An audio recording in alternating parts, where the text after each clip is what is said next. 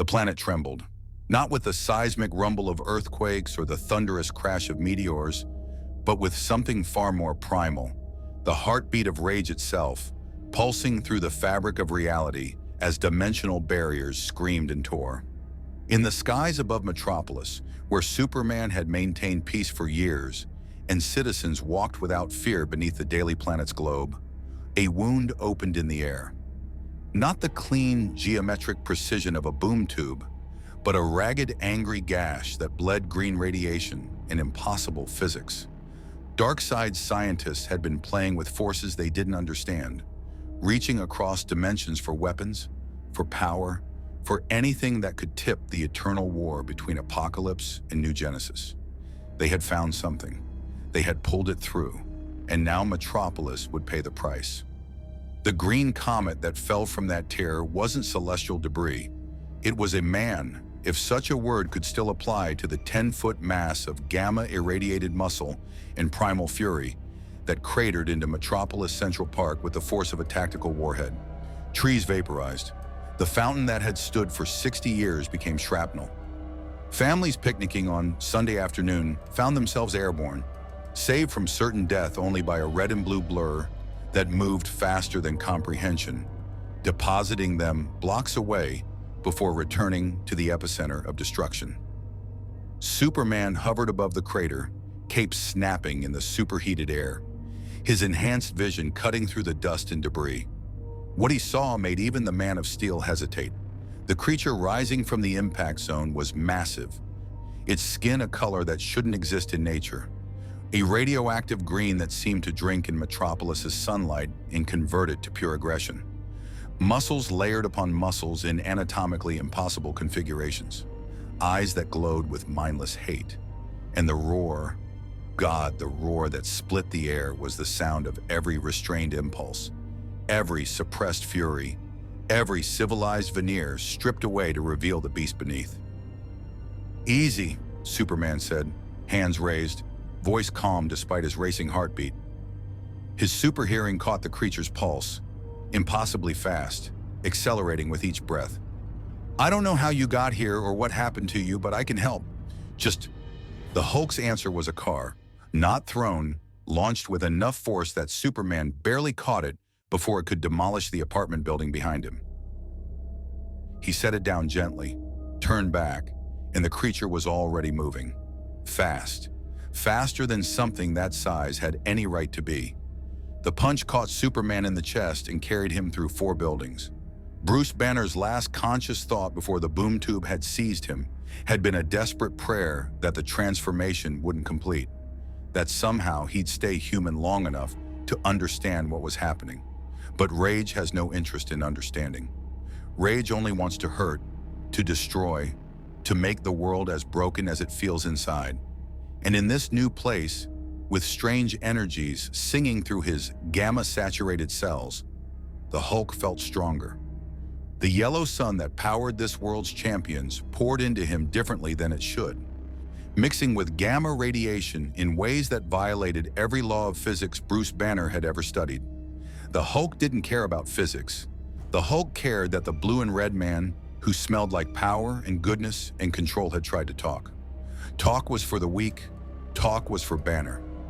The Hulk spoke in broken buildings and shattered streets. Superman emerged from the rubble, costume torn, a thin line of blue blood at his temple. He'd been hit before. Doomsday, Darkseid, Mongol. But this was different. The creature's strength wasn't just raw power.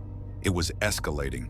He could hear it in the heartbeat, see it in the expanding musculature. Every second of combat made it stronger. "Clark?" The calm in his ear crackled with Batman's voice, characteristically calm despite what the Watchtower's sensors had to be showing. "What are we dealing with?" "Unknown," Superman replied, dodging another earth-shattering blow. "Humanoid, gamma radiation signature off the charts, strength comparable to..."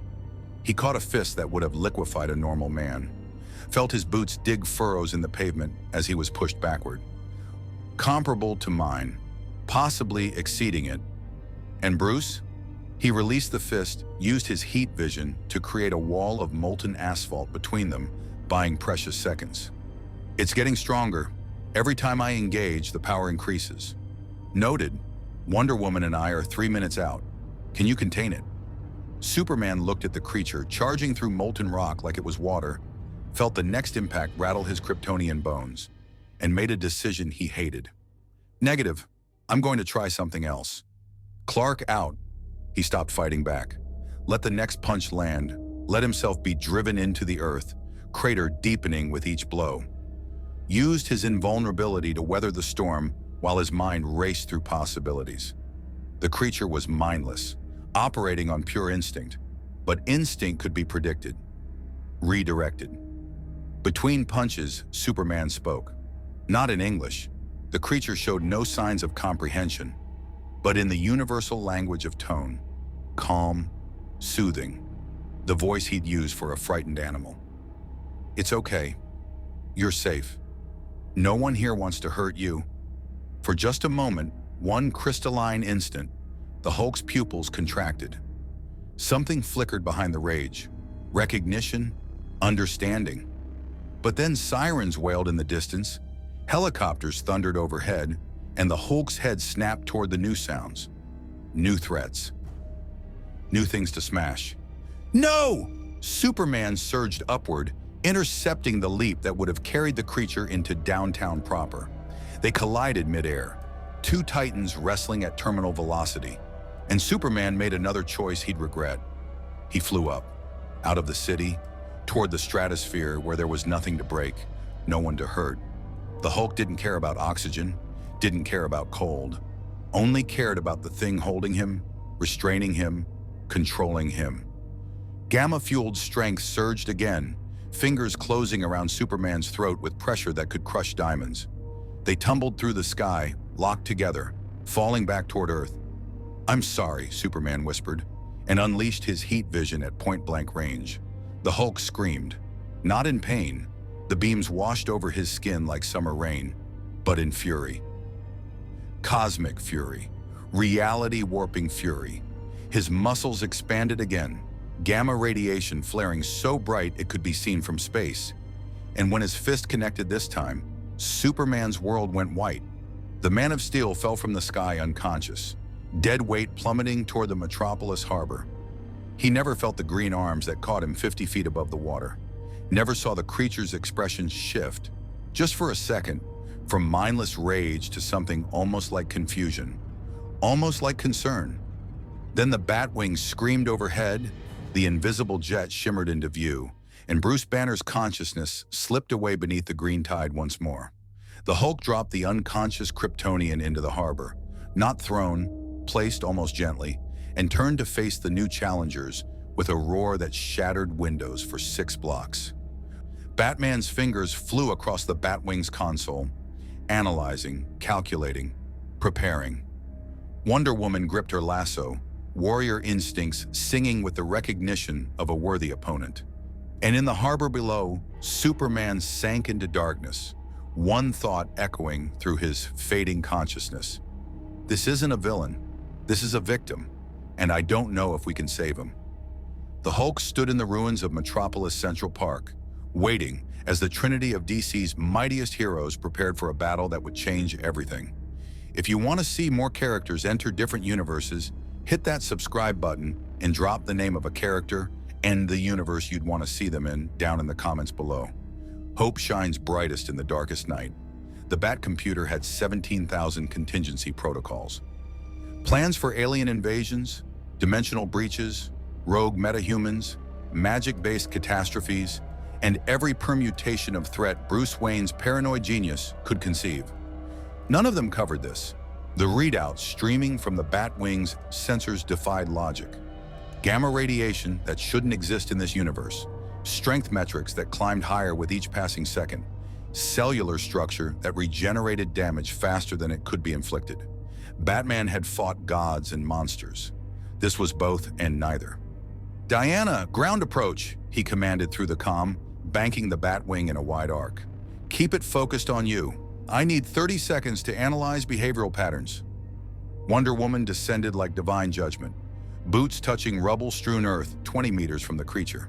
She'd faced Ares in single combat, battled Cersei's transformations, stood against Doomsday himself. The warrior princess did not know fear, but she knew respect for a worthy opponent, and everything in the creature's stance, the coiled tension, the predatory focus, spoke of battle-honed instinct wrapped in mindless fury.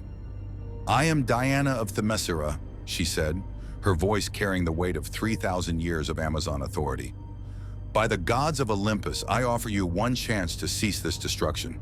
Choose peace, warrior, or face the consequences." The Hulk's response was immediate and educational. He didn't charge blindly.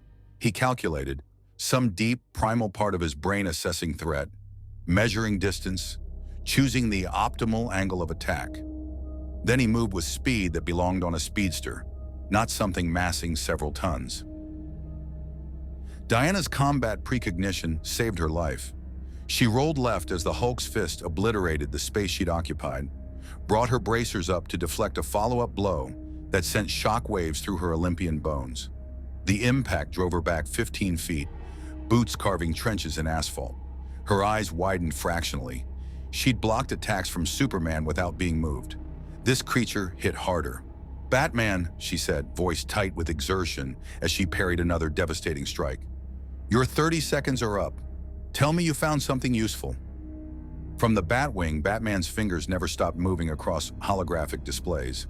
"The transformation isn't constant. There's a human baseline. I'm detecting trace DNA markers consistent with Homo sapiens, overlaid with massive gamma mutation. The strength increases correlate directly with elevated heart rate and adrenaline spikes. It's feeding on its own rage." "Then I'll give it something else to feel." Diana's lasso sang free from her hip, golden coils blazing with Hestia's truth. She'd bound gods with this rope, compelled honesty from the father of lies himself. If there was a man inside this monster, the lasso of truth would find him. The Hulk caught the lasso mid-flight, closed one massive fist around glowing rope that had restrained Superman, that had held Doomsday, that gods themselves respected, and pulled. Diana had been prepared for resistance. She hadn't been prepared for the sheer, overwhelming force that yanked her off her feet and through the air like a child's toy. She released the lasso, twisted in mid-flight, landed in a combat crouch as the Hulk began wrapping the glowing rope around his own fist, using her weapon as a club. "Fascinating," Batman muttered, watching thermal imaging show the lasso's magic interacting with gamma radiation. "The divine energy is affecting him. Look at the bio-readings. There's a spike in different brainwave patterns. The magic is reaching something the physical attacks couldn't." He was right. For 3 heartbeats, the Hulk stood motionless, the lasso burning against his skin with truth-compelling fire. His eyes flickered, green to brown to green again. His mouth opened, and for one impossible moment, words formed. Broken, desperate, human. "Help! Me!" Then police helicopters thundered overhead, searchlights stabbing down, amplified voices demanding surrender. The moment shattered. Brown eyes drowned beneath green fury. The Hulk roared his defiance at the sky and threw the lasso of truth like a javelin, not at Diana, but at the helicopters. The golden rope wrapped around one chopper's tail rotor sent it spinning. Wonder Woman moved before thought, catching the falling aircraft with strength born of divine heritage, setting it down on a nearby rooftop. When she looked back, the Hulk was gone. No, not gone. Moving. Leaping toward downtown Metropolis in bounds that covered city blocks, each impact cratering streets, demolishing infrastructure, sending civilians screaming. "We can't keep reacting," Batman said, voice cold with calculation. "Every engagement makes it stronger. We need to change tactics." "What do you suggest?" Diana asked, already in pursuit, her flight cutting contrails through smoke-choked air. "That monster just spoke. There's a man inside, Bruce, a prisoner inside his own body." "I know. I heard." Batman's jaw tightened behind the cowl. He'd been that prisoner once, in a different way. Knew what it meant to have the monster inside begging for release. But right now, the man isn't in control. The monster is. And the monster is heading straight for... LexCorp Plaza rose 70 stories above Metropolis's business district, a monument to human ambition and one man's genius.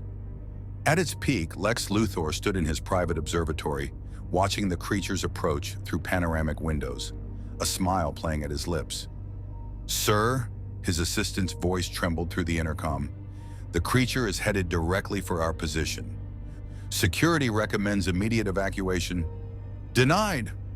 Luthor's fingers danced across a holographic interface, bringing defense systems online that weren't on any official blueprint. "This is precisely what I've been waiting for. Something that can match Superman's power, something I can study, control."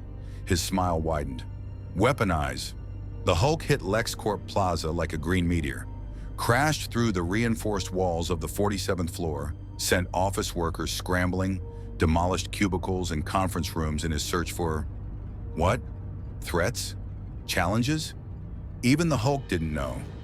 Only that the tall building meant power, and power meant someone trying to control him, and control meant rage. Lex watched the creature tear through his building with scientific detachment, taking readings, measuring destruction patterns, analyzing. When the Hulk finally smashed his way to the observatory, 70 stories climbed in under 2 minutes. Luthor was ready.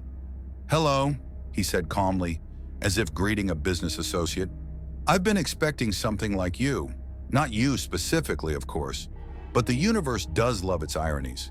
Superman gets power from a yellow sun. You seem to get yours from pure, unfiltered rage. I wonder, can that be quantified? Harnessed?" The Hulk's only answer was destruction. He charged, fist raised to end the bald man who dared speak to him like Banner spoke, like the weak human pretending to be in control. Kryptonite-laced energy beams erupted from hidden emitters, not enough to harm a true Kryptonian, but enough to measure response. The Hulk roared, batted the beams aside, kept coming. Luthor's smile never wavered. "Immune to kryptonite radiation. Expected, but worth confirming. Let's try." He never finished the sentence. Wonder Woman crashed through the observatory ceiling, landing between Luthor and the Hulk with her God-killer sword drawn. "Lex, for once in your miserable existence, stop playing games and evacuate your building." "Diana, always the warrior, never the scientist." Luthor stepped backward as his defense systems activated. Force fields, containment protocols, weapons designed to stop Superman. This creature is the key to finally understanding what makes beings like you and Superman tick. The biological mechanisms of... The Hulk didn't care about mechanisms, didn't care about science or understanding. Saw only two humans, one talking, one with a sharp thing, and remembered sharp things, remembered pain. Remembered Banner being cut open by generals who wanted to weaponize him too. His roar shook the building's foundation. Power surged, not from any external source, but from within, gamma radiation burning hotter as fury found new depths. The creature that had fought Superman to a standstill grew larger, stronger, angrier. "Bruce!" Diana shouted into her comm, sword raised but not striking, every Amazon instinct screaming that attacking would only make this worse. "I need options. The building is full of civilians and Luthor is forcing an engagement." The Batwing stealth systems deactivated as Batman brought the craft alongside the shattered observatory. Through the open cockpit, his voice carried absolute authority. "Diana, get Luthor and fall back. Now. I'm going to try something." "What kind of... Do you trust me?" The question hung in the air for a heartbeat. Then Wonder Woman grabbed Luthor, ignoring his protests, and dove through the hole she'd made, powerful legs carrying her down the building's exterior at controlled fall speed. Batman stood in the Batwing's cockpit, unarmed, unmoved, as the Hulk turned his full attention to this new target. The creature's gamma-bright eyes found the black-armored figure who smelled like detective and planning and control. "I know you can hear me," Batman said quietly, voice stripped of the growl he used to terrify criminals. "Just Bruce Wayne, talking to another man trapped by his own demons. I know there's someone in there, someone who didn't ask for this, someone who wants to stop." The Hulk took a step forward, then another. The building groaned beneath his weight. "I've been where you are. Different circumstances, same cage, and I learned something important." Batman's hand moved, slowly, deliberately, to the Batwing's control panel. Fighting the monster only feeds it. The rage wants attention, craves it, but there's something it can't handle. His finger pressed a button. Every screen in LexCorp Plaza flickered to life. Every intercom, every device capable of displaying an image. And on each one, the same thing appeared. Not weapons data or battle plans, but something Batman had pulled from preliminary analysis of the creature's cellular structure. A photograph, grainy, old, clearly from another world. A man in a lab coat smiling, arm around a dark-haired woman. Human, vulnerable, loved. The Hulk froze, massive chest heaving, eyes flickering, green, brown, green again. A sound emerged that wasn't a roar, something smaller, broken. "Banner," the creature whispered in a voice like grinding stone. "Betty!" Then Superman erupted from the Metropolis harbor, water streaming from his uniform, eyes blazing with heat vision, and the fragile moment shattered like glass.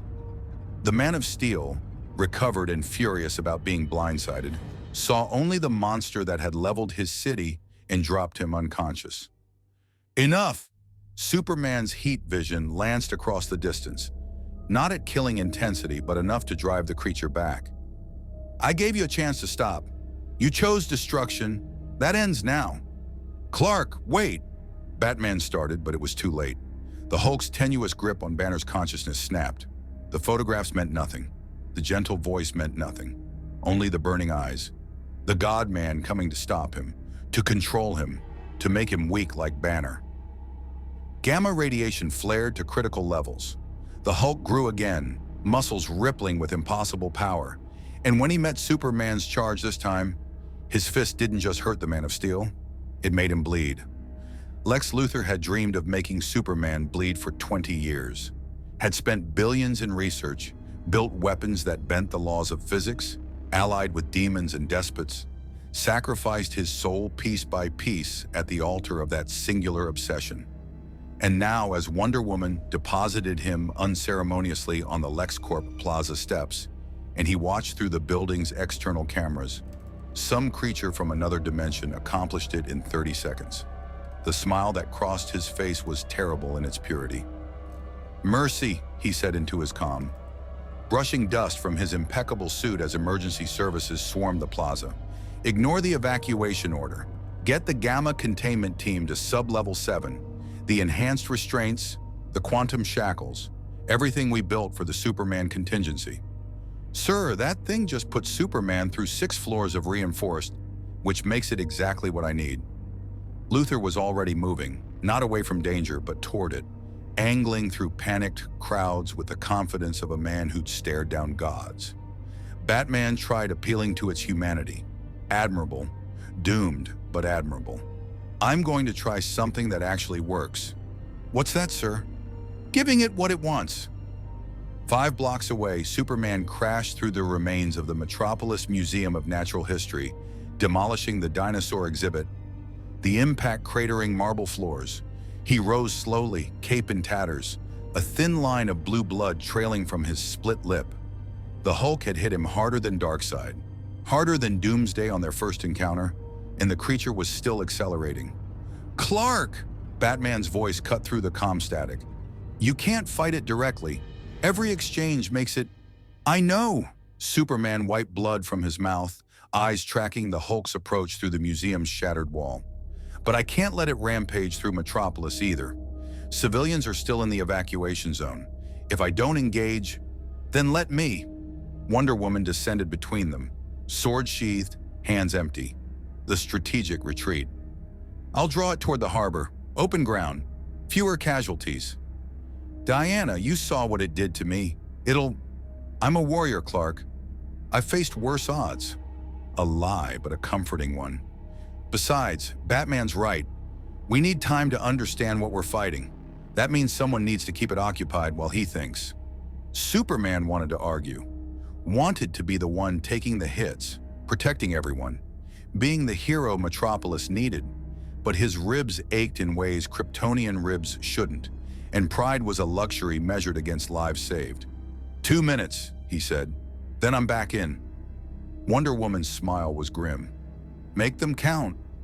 The Hulk emerged through the museum wall like a green apocalypse, gamma radiation making the air shimmer with heat distortion. He'd been fighting for 15 minutes in this strange new world, and some distant part of Banner's submerged consciousness recognized the pattern. The longer the battle, the stronger the Hulk became, the angrier, the more unstoppable. Diana met his charge not with force but with deflection, using 3,000 years of combat mastery to redirect rather than resist. The Hulk's fist passed inches from her face, the wind pressure alone enough to shatter nearby windows. She spun, kicked the back of his knee, not to hurt but to unbalance, and used his momentum to guide him toward the harbor. The creature roared frustration. The woman fought like the weak ones, all dodging and redirecting, never standing still, never giving him something to smash. It made the anger burn hotter, made him want to grab her flying hair and pull her from the sky, make her stop moving. A golden lasso snapped around his ankle. Diana pulled, not expecting to move him, but to annoy him. It worked. The Hulk forgot about pursuing, focused instead on the rope burning his skin with magic fire, with truth. He grabbed the lasso in both hands, planted his feet, and pulled back. For 5 seconds, the lasso of truth became a tug-of-war rope between an Amazon princess and an unstoppable force. Diana's boots carved furrows in concrete. Muscles blessed by Olympian gods strained. She'd pulled ocean liners from the deep, restrained, rampaging Kryptonians, held tectonic plates together. But this, the Hulk yanked, and Wonder Woman flew through the air like a missile, crashed through a parked delivery truck, tumbled across asphalt. She rose immediately, warrior pride stung, and in that moment of distraction, missed the sleek black vehicles surrounding the perimeter. Missed the LexCorp tactical teams deploying equipment that hummed with barely contained energy. Lex Luthor stepped from the lead vehicle, flanked by soldiers in power armor that borrowed liberally from apocalyptic technology. He'd acquired the blueprints during the Darkseid War, reverse-engineered the parts he could understand, weaponized the rest.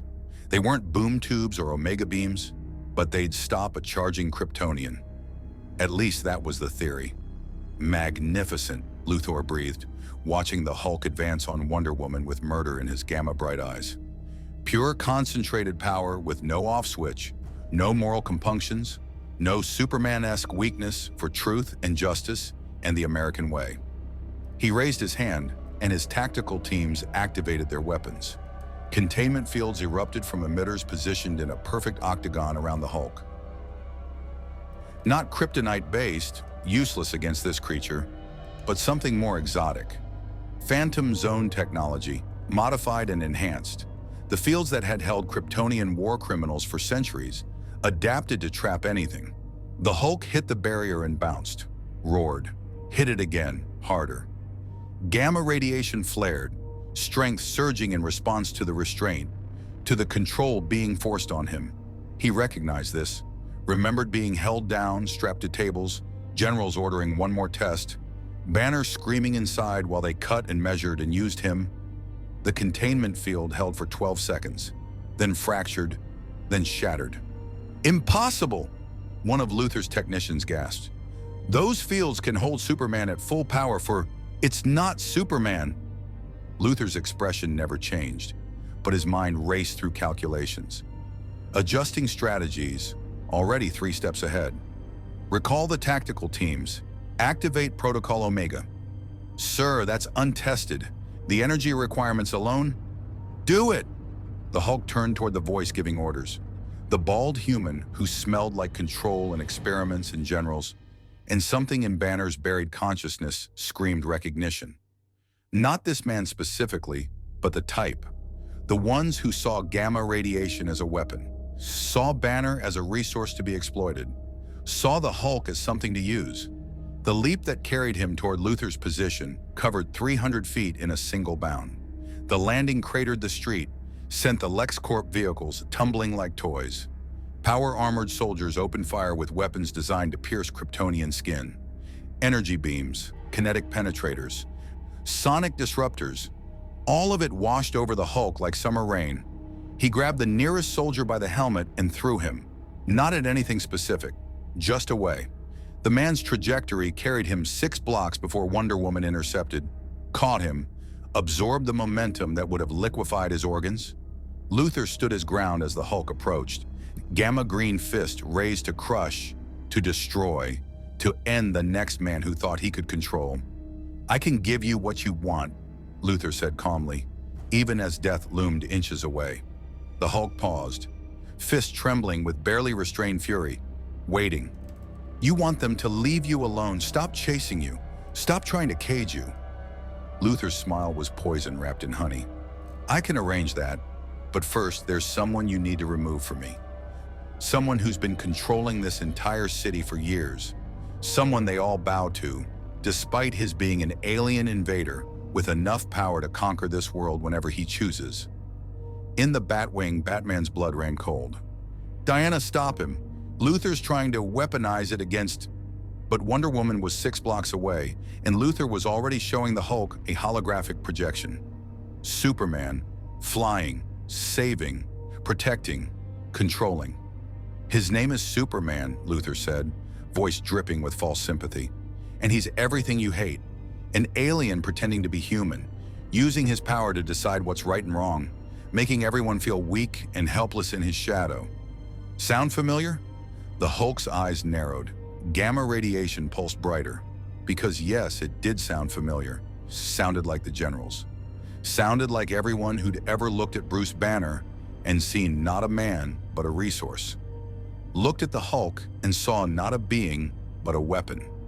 Sounded like everyone who needed to be stopped. "There's just one problem," Luthor continued, backing away slowly now, leading the creature like a master manipulator guiding his puppet.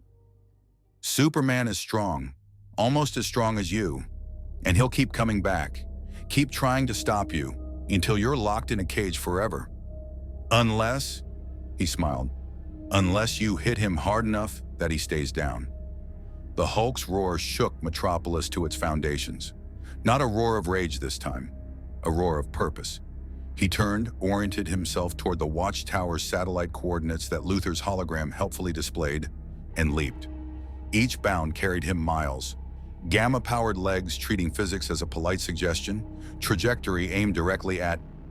Superman intercepted him mid-flight over Metropolis Bay. "I heard what Luthor said. Don't listen to him. He's manipulating..." The Hulk's fist caught Superman in the solar plexus and drove him into the base so hard the impact triggered tsunami warnings for 600 miles of coastline. Water displaced in a hemispheric wave that would have drowned the waterfront if Wonder Woman hadn't been there to absorb the force with divine power. In his vehicle convoy, already speeding away from Ground Zero, Lex Luthor watched his plan unfold with the satisfaction of a chess master executing a perfect gambit. Batman would try to stop the fight. Wonder Woman would try to save both combatants. And Superman would be too busy trying to survive to interfere with the Gamma collection teams Luthor had already deployed to harvest blood samples from the museum impact site. "Sir," Mercy's voice crackled through the comm. "Blood samples acquired, tissue fragments recovered. The preliminary analysis shows gamma radiation saturation beyond anything in our database. If we can synthesize this, weaponize it, we'll have something Superman can't counter," Luthor finished. "Something that gets stronger when opposed. Something that embodies everything these so-called heroes claim to fight against." He smiled. "Rage incarnate, and it's all mine." Under Metropolis Bay, Superman and the Hulk collided in darkness, each blow creating pressure waves that killed fish for miles. The Man of Steel fought with precision, training, the collected wisdom of two civilizations. The Hulk fought with pure, distilled fury, and with every punch, every grapple, every moment of struggle, Banner's voice grew quieter in the green depths of the Hulk's mind, until there was only rage, only the endless, glorious need to smash. The battle raged beneath Metropolis Bay for 17 minutes before Superman realized he was losing. Not just the fight, he'd lost fights before, been beaten by Doomsday, humbled by Darkseid, but losing the why of it. Every Kryptonian combat technique, every precision strike aimed to disable rather than destroy, every attempt to talk the creature down only fed its fury. The Hulk didn't fight like a villain seeking conquest or a monster acting on instinct. He fought like a man drowning, lashing out at everything trying to save him because he couldn't tell salvation from destruction anymore. Superman's fist connected with the Hulk's jaw, a blow that would have shattered mountains, and the creature's head snapped back, then forward, eyes blazing brighter, stronger, angrier. The return punch caught Superman in the ribs with force that made his Kryptonian biology scream protest, drove him through the bay floor into the bedrock beneath, water rushing in to fill the crater. In the darkness, pinned under tons of gamma-irradiated muscle, Superman made a choice he'd regret. He stopped holding back. Heat vision at full intensity lanced point-blank into the Hulk's eyes. Not the controlled beams he used to weld steel or cauterize wounds, but the fury of a star channeled through Kryptonian biology.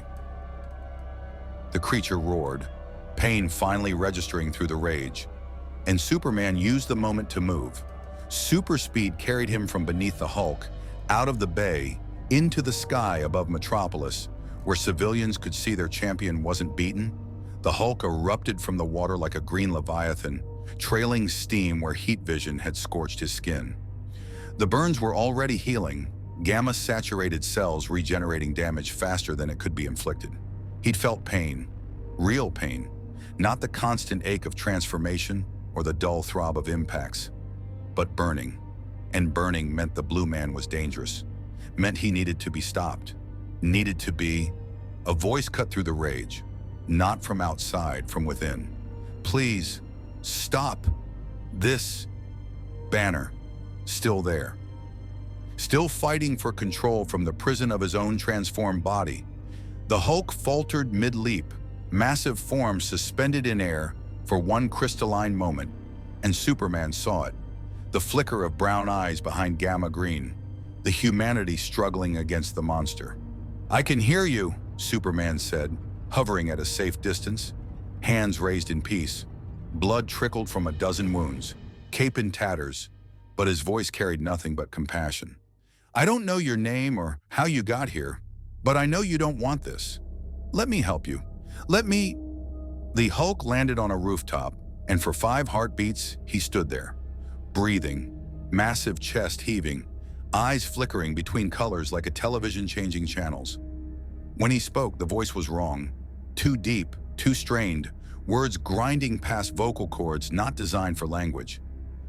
"Can't help. Can't stop it." The Hulk's fists clenched, unclenched. "Always angry, always there, waiting. Then let's find someone who can help." Superman descended slowly, carefully, the way you'd approach a frightened animal. "This world has people who understand transformation. Magic that can... Magic hurt!" The Hulk's roar was anguish and fury combined. "Gold rope, burned, made Banner. Remember, can't, won't..." The rooftop cracked beneath his feet. His muscles rippled, expanding again as the fragile control slipped. Superman saw it happening, the brown eyes drowning beneath green, the halting speech dissolving into wordless rage. He'd seen this before. Harvey Dent struggling against Two-Face, Killer Croc fighting his devolution. Good people consumed by the monster they'd become. "What's your name?" Superman asked quickly, desperately. "The man inside. Who are you?" For one impossible moment, clarity returned. The Hulk's eyes focused, truly saw the alien hero offering help instead of chains, and Banner's voice emerged. Broken, defeated, but human. "Bruce Banner. Dr. Bruce Banner. And I'm so sorry, I can't control it anymore. Every world I go to, every place the Gamma takes me, I destroy everything, everyone. I'm a monster, and you should..." Sirens, military jets screaming overhead, the National Guard deploying around the perimeter with authorization from the Pentagon to use lethal force. Orders being shouted through megaphones about standing down, surrendering, complying. Banner's eyes widened in horror. No, not soldiers, not generals. They'll want to..." The Hulk surged back with vengeance. Banner's consciousness shattered like glass. and the creature that remained knew only that the army had found him again. The men who cut him open, who studied him, who turned Bruce Banner into a weapon, and then acted surprised when the weapon turned on them. "Leave Hulk alone!" the roar carried across Metropolis, and the gamma radiation spiking from his body set off radiological alarms for 12 city blocks. "No more cages! No more tests!" He leaped, not at Superman, but at the military perimeter, at the jeeps and tanks and soldiers who dared try to control him again. Superman moved before thought, intercepting the Hulk midair, wrapping arms around the creature's torso in a restraining hold that had subdued Kryptonians and new gods. "Bruce! Bruce Banner! Listen to me! They won't hurt you! I won't let them!" "Liars!" the Hulk thrashed, gamma-powered strength making Superman's grip slip. "All liars! Said help meant cage. Said cure meant weapon." They crashed into an office building, mercifully evacuated, and Superman held on as they tumbled through floor after floor, drywall and steel and glass becoming confetti around their grappling forms. He'd fought stronger opponents, faced more skilled combatants, but he'd never fought someone who was hurt like this, whose every attack was a cry for help disguised as violence. "I'm not them!" Superman shouted, even as the Hulk's elbow caught his temple, sent stars exploding across his vision. "I don't want to cage you or weaponize you. I want to help Bruce Banner get control." They hit the ground floor, impact cratering the marble lobby. The Hulk's hand closed around Superman's throat, gamma-green eyes inches from Kryptonian blue. Strength that could crush diamonds tightened, and for the first time in years, Superman felt his airway compress. "Can't help Banner," the Hulk growled, and there was something in his voice now. Not rage, but something worse. Resignation. "Monster always wins, always there, waiting for Banner to sleep, to lose control, to get angry." Superman's vision darkened at the edges, but he didn't fight the grip, didn't unleash heat vision or freeze breath, or any of the dozens of techniques that could force release. Instead, he did something the Hulk didn't expect. He stopped struggling. "Then I'll wait with you," Superman said, voice strained but steady. "However long it takes, until Bruce Banner is ready to try again." The Hulk's eyes widened. Confusion flickered across features designed for rage. The grip loosened fractionally. "You... wait? I've fought monsters, Bruce. Real monsters. Beings of pure evil who chose destruction because it amused them." Superman met the Hulk's gaze without flinching. "You're not that. You're a man who's been hurt, used, transformed into something you never asked to become. And I've known people like you. Help them. Because that's what heroes do." Hulk, not hero. No, but Bruce Banner could be. For 17 seconds, the world held its breath. The Hulk's hand remained around Superman's throat, trembling with the war between rage and something else. Something Banner. Then, the Batwing descended through the shattered ceiling on silent engines, and Batman's voice cut through the moment like a knife. "Clark, the military has authorization for aerial bombardment in 60 seconds. We need to move. Now!" The Hulk's head snapped toward the new voice, toward the black armored figure who smelled like detective and planning, and most dangerously, contingency. The one who'd shown him pictures of Banner's life, of Betty, who tried to use Banner's memories as a weapon. "No more tricks." The Hulk released Superman, grabbed a section of collapsed wall the size of a bus, threw it at the Batwing. Batman's reflexes saved him. The craft banked hard, the projectile missing by inches. But the Hulk was already in motion, leaping, gamma-powered legs carrying him toward the one target he suddenly understood with perfect clarity. The detective was dangerous, not strong, not fast, but smart. Smart enough to find weaknesses, smart enough to exploit them, smart enough to do what generals and scientists had done to Banner: study him, analyze him, use him. The Batwing couldn't outrun a leap measured in miles. The Hulk's fist connected with the craft's undercarriage, sent it spinning. Batman ejected before impact, cape deploying as glider wings, combat training converting deadly fall into controlled descent. He landed in a crouch on a rooftop 2 blocks away. The Hulk landed beside him 3 seconds later, cratering the roof, fists clenched for destruction. "Dr. Banner," Batman said, voice steady despite facing certain death. "I know you can hear me. I know what they did to you. The experiments, the exploitation. I've read the file I pulled from your cellular structure. 15 years of military testing, psychological conditioning, gamma exposure that should have killed you." His hand moved slowly to his utility belt. "They made you into this. But you don't have to stay." "Shut up!" The Hulk's fist descended. Batman didn't dodge. Couldn't. The speed differential made evasion impossible. Instead, he pressed the device he'd been palming, a modified boom tube generator reverse-engineered from apocalyptic technology. The rooftop exploded with purple-black energy. Not a boom tube, but something adjacent. A portal ripping through dimensional barriers, creating a window to... The Hulk froze, fist inches from Batman's skull. Because through the portal, he could see Earth. Not this Earth, his Earth. Could see the New Mexico desert where Banner had first transformed, where gamma radiation had rewritten his existence, where everything had gone wrong. Could see Betty Ross standing in that desert, looking up at the sky, waiting. "I can't send you home," Batman said quietly. "I don't have the power, but I can show you that home still exists, that Bruce Banner's life is still there, waiting. If you choose it over the rage." The Hulk's hand trembled, lowered, eyes fixed on the woman in the portal. The one person who'd ever looked at the monster and seen the man. The one person Banner had run from to protect. The one person who represented everything the Hulk couldn't have. "Betty!" The word emerged broken, human, aching. Then Superman's super hearing caught the sound of payload bay doors opening at 30,000 feet. His eyes widened in horror. "Bruce, you need to move. They're going to..." The first cruise missile streaked from the clouds, conventional payload replaced with experimental ordnance designed to pierce Kryptonian skin. The kind of weapon that shouldn't exist but did, because governments feared Superman and built contingencies. Batman's portal flickered, destabilized. The image of Betty Ross dissolved into static.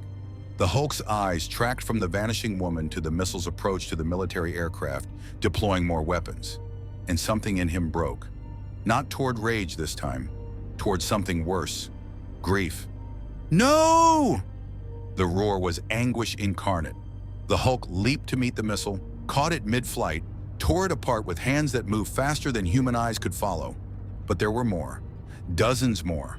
All aimed at the rooftop, at Batman, at the portal showing Banner the life he'd lost.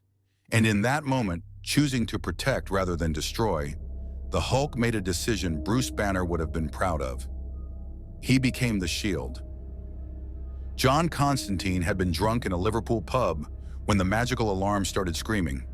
Not the subtle, mystical tremors that usually signaled demon summoning or amateur necromancy. This was reality howling, the fundamental laws of magic recoiling from something that shouldn't exist. Gamma radiation wasn't supposed to be in this universe, wasn't supposed to interact with Earth's magical field, and it definitely wasn't supposed to be getting stronger. He'd portaled to Metropolis just in time to watch the Hulk shield Batman from a missile barrage with his own body. "Bloody hell," Constantine muttered, cigarette dangling from his lips as explosions painted the sky orange. "That's new." The missiles detonated against gamma-irradiated skin in a symphony of fire and concussive force. Each explosion should have leveled city blocks. The Hulk absorbed them all, massive frame hunched over Batman's position, taking punishment meant to kill Superman. Armor-piercing, incendiary, experimental energy weapons that made Constantine's magical senses scream warnings. The creature roared defiance at each impact, but it wasn't the mindless fury from before. This was purposeful, protective, the monster choosing to endure agony rather than let the detective die. Superman arrived like divine intervention, cape streaming behind him as he interposed himself between the Hulk and the next wave of missiles. "Cease fire!" His voice carried across Metropolis, amplified by Kryptonian lung capacity. "You're hitting a civilian area.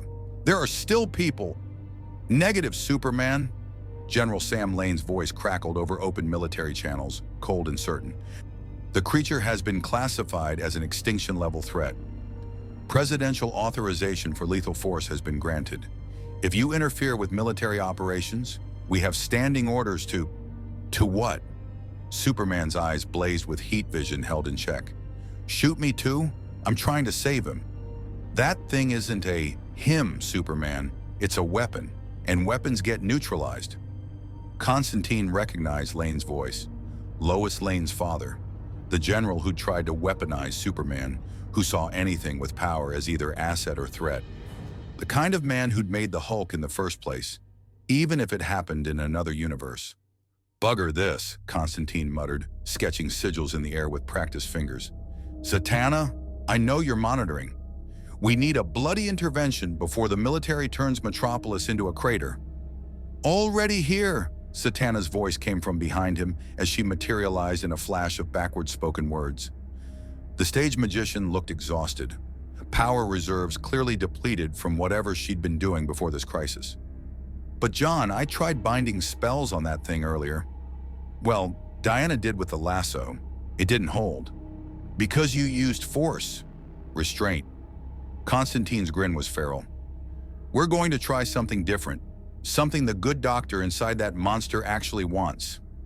On the rooftop, Batman was already moving. The Hulk had bought him 10 seconds of protection. Now he needed to use them. His fingers flew across a wrist-mounted computer, linking to the Watchtower's systems. Overriding military communication channels with authorization codes he shouldn't have. General Lane, Batman's voice cut through the military frequency, digitally masked to sound like 3 different Joint Chiefs simultaneously. This is a direct order. Stand down. The creature is demonstrating protective behavior and sapient decision-making. Continued bombardment violates Article 7 of the Metahuman Engagement Protocols. I don't care if it's reciting Shakespeare, Lane shot back. That thing put Superman in the bay, leveled 6 city blocks.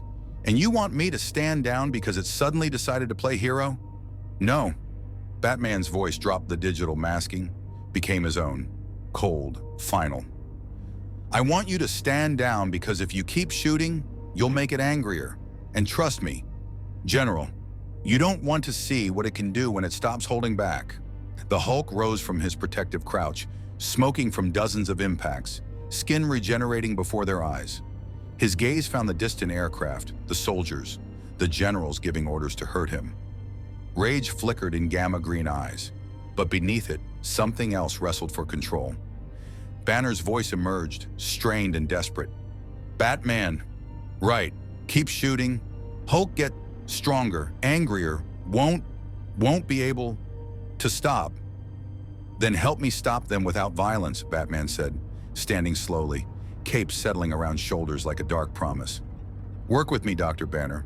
Show them you're more than the monster they think you are. The Hulk's fists clenched, unclenched. The war between Banner and Rage played out across features too massive for human expression. For a moment, it seemed like consciousness might win. Then a voice cut across the rooftop.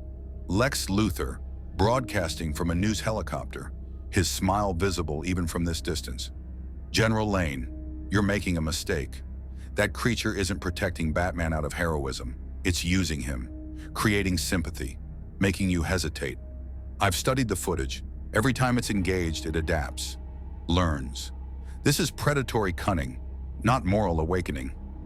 Constantine swore creatively in 3 dead languages. That bald bastard is going to get us all killed. But Luthor wasn't finished. If you want proof, ask Batman this. Does the creature speak English, or does it simply mimic sounds? Does it understand consequences, or does it react on instinct? Can it tell you its name? All eyes turned to the Hulk. The creature's jaw worked, struggled, and Batman realized with sinking certainty that Luthor had found the perfect wedge.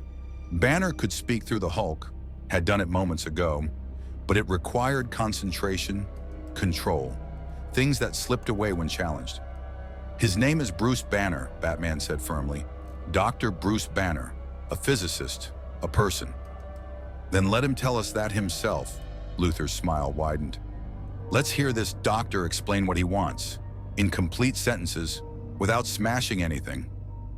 The Hulk's breathing quickened, pressure building, because Luther was mocking him, treating Banner like a trained animal performing tricks. And the rage wanted to show him what happens to people who mock, who use, who think the Hulk is something to be controlled. I am... The Hulk forced words through a throat designed for roars. Bruce, Banner, excellent start.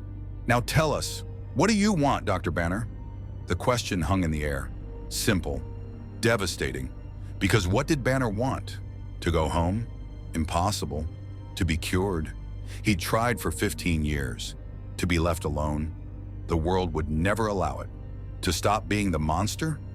The Hulk's eyes found Superman, hovering nearby, bleeding blue from a dozen wounds. Found Wonder Woman, lasso ready to bind. Found Batman, brilliant and prepared, and already 3 contingencies ahead. Found the soldiers, the generals, the people who looked at him and saw only threat. Want? The Hulk's voice cracked. Want them safe. The word fell like thunder. Not want to hurt them or want them gone. Safe. Banner's core desire, bleeding through gamma-saturated vocal cords. The reason he'd run from Betty, from the Avengers, from everyone he loved, not because he didn't care, but because he cared too much. Because the monster inside couldn't be trusted around the people Banner wanted to protect. Luther's smile faltered, just for a moment. Then surrender, General Lane's voice carried across the channel. Let us contain you, study you, find a way to separate the monster from the man. And there it was, the promise every general, every scientist, every well-meaning authority had made before torturing Banner in the name of help. Let us cut you open. Let us experiment. Let us use you. The Hulk's gamma radiation spiked to critical levels. Muscles expanded. Eyes blazed with renewed fury. No more cages! Bruce, wait! Superman started. Too late. The Hulk leaped. Trajectory carrying him toward the military aircraft at terminal velocity. Not to destroy, to escape. To run from another world that wanted to make him a weapon. Another reality where Bruce Banner couldn't exist without being exploited. Constantine's hands blazed with golden light. Zatanna, now! The stage magician's voice rang out in perfect backward Latin.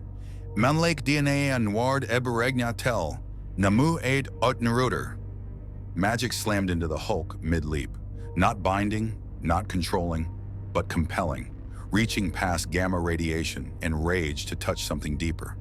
The spell wrapped around Banner's consciousness like a lifeline, pulling him toward the surface, giving him a moment of clarity. The Hulk's trajectory faltered, his body twisted mid-air, confused as 2 minds warred for control. When he landed, not on the aircraft but in Metropolis Harbor, the splash was almost gentle, calculated, chosen. Banner surfaced first, fully human for the first time since arriving, treading water, gasping, desperately holding on to consciousness before the transformation reasserted itself. Constantine, I know, that spell signature. You're John, Constantine. In the flesh, Doc. Constantine appeared at the harbor's edge in a swirl of portal magic. Now listen carefully because this calm won't last. That gamma radiation in your blood? It's interacting with this universe's magical field, making you stronger, but also making you more vulnerable to mystical influence. We can use that. Use it how? Banner's teeth chattered. Not from cold, but from the effort of staying human. He could feel the Hulk raging beneath his skin, demanding release, screaming that the magic was another form of control. There's a place, called the House of Mystery, exists outside normal space-time, shifts location based on need.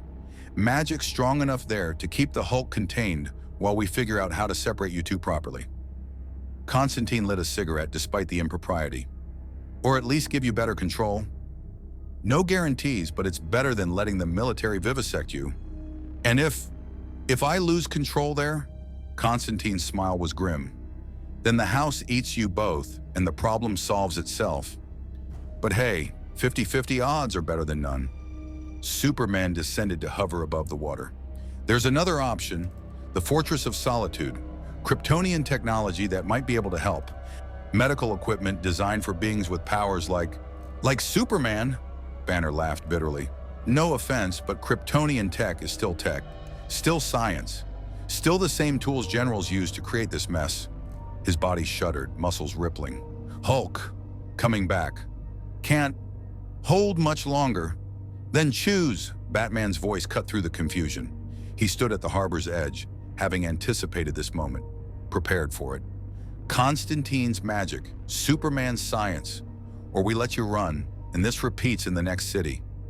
Banner's eyes met Batman's, and recognition passed between them. Two men who understood what it meant to have darkness inside, begging for release. Two men who'd made different choices about how to cage their monsters. House of Mystery, Banner gasped. But if I transform, if the Hulk breaks free, then Wonder Woman and I will stop you, Superman said quietly. Whatever it takes.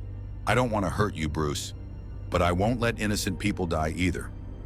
The transformation started. Green bleeding through skin, muscles expanding, Banner's consciousness slipping.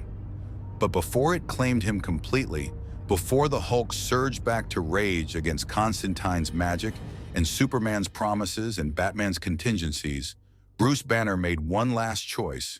He didn't fight it, didn't try to hold on. Instead, he spoke to the monster inside. They want to help. Let them try. Please. The Hulk erupted from the harbor, fully formed, gamma radiation blazing. Constantine's binding spell fractured. Satana's magic wavered. Superman tensed, ready for combat. But the Hulk didn't attack. Stood there in chest-deep water, breathing heavily, eyes locked on the heroes surrounding him. Looked at Superman's bleeding wounds, at Batman's unflinching stance, at Constantine's offered portal to the House of Mystery, pulsing with golden light. Hulk! The creature rumbled, and every word was a battle. Trusts Banner. He stepped through Constantine's portal, and Metropolis held its collective breath. The House of Mystery didn't exist in any conventional sense. It wasn't located somewhere, it was located elsewhere, a space carved from the gaps between realities where magic pooled like standing water. Constantine led the way through corridors that shifted and rearranged themselves. Walls lined with artifacts that whispered promises and threats in dead languages.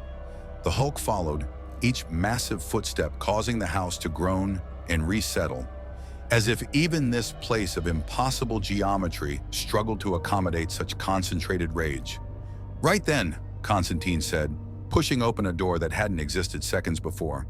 Welcome to the containment chamber, reinforced with every binding spell I've nicked from demons, angels, and a particularly nasty djinn in Cairo. Should hold you while we work out what's... The Hulk's fist went through the doorframe, not in anger, in measurement, testing.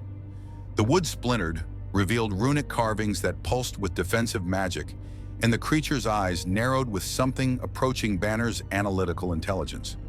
Cage, the Hulk rumbled. Another cage. Temporary holding cell, Constantine corrected, though his hand had already moved to a defensive talisman. There's a difference. No, the word echoed through the house with finality. Difference is lie. General said temporary. Scientists said temporary. Always became permanent. Superman stepped forward, hands raised peacefully. He'd followed through Constantine's portal against Batman's advice, unwilling to let Banner face this alone. Then don't think of it as a cage. Think of it as a safe space. Somewhere the Hulk can't hurt anyone while we help Bruce Banner. The Hulk's laugh was bitter, too human. Hulk is Banner. Same person, same pain. Can't separate without killing both. From the shadows, a new voice spoke, ancient, feminine, carrying the weight of millennia. Not separate, balance. Zatanna emerged from a side corridor, but she wasn't alone. Dr. Fate floated beside her, golden helmet blazing with the light of order itself. The helm of Nabu, ancient artifact, prison to the Lord of Order, power incarnate. Where Zatanna's magic was learned and personal, Fate's was cosmic and absolute. The Hulk's gamma radiation flared defensively. More magic, more control. Not control. Fate's voice harmonized with Nabu's, two beings speaking as one. Understanding. The gamma radiation that created you, Bruce Banner, is not merely scientific. It touches the primal forces. The rage that fuels Hulk connects to concepts older than humanity, older than Earth itself. Constantine lit another cigarette, because of course he did. What my gold-plated friend is saying is that your green problem isn't just physics gone wrong, it's conceptual, rage given form. And in this universe, he gestured broadly at the house's impossible architecture. Concepts have power. There is a Red Lantern Corps, Superman added carefully, remembering briefings from the Green Lantern Corps. Beings who channel rage through the emotional spectrum. Their power comes from anger, like yours. But they've learned to direct it, control it. Don't want control. The Hulk's roar shook the house's foundations. Want to, his voice faltered, fists clenched so tight the knuckles cracked. Because what did he want? Banner wanted peace. The Hulk wanted freedom. And neither could have what they wanted while sharing the same existence. Zatanna stepped forward, carefully like approaching a wounded animal. You want to not hurt people. We saw you protect Batman, shield him from missiles you could have ignored. That wasn't rage. That was choice. Wasn't Hulk, was Banner, bleeding through. Exactly. Her smile was gentle. Which means you're not as separate as you think. Dr. Banner's compassion, the Hulk's strength, two sides of the same coin, fighting because you think you have to be enemies. The Hulk's eyes flickered, green to brown to green. Banner, weak, get hurt, gets used. Hulk protects. Only way, Banner survives. Dr. Fate descended until the golden helmet was level with the Hulk's gamma-green eyes. Then let us show you another way, a balance where Banner's mind and Hulk's strength work together. Not master and slave, not prisoner and cage. Partners. Tried that, failed, always fails. Because you tried in a universe governed by science alone, Fate replied. This universe operates under different laws, magic and science intertwined. Here the impossible becomes merely improbable. And what is balance but the most improbable state of all? The Hulk wanted to rage, wanted to smash the golden helmet-wearing know-it-all who spoke like generals claiming to have solutions. But Banner's consciousness was surfacing again, drawn by the promise, however false, of actually fixing this. Of maybe, possibly, finding a way to exist without destroying everything he touched. What do you propose?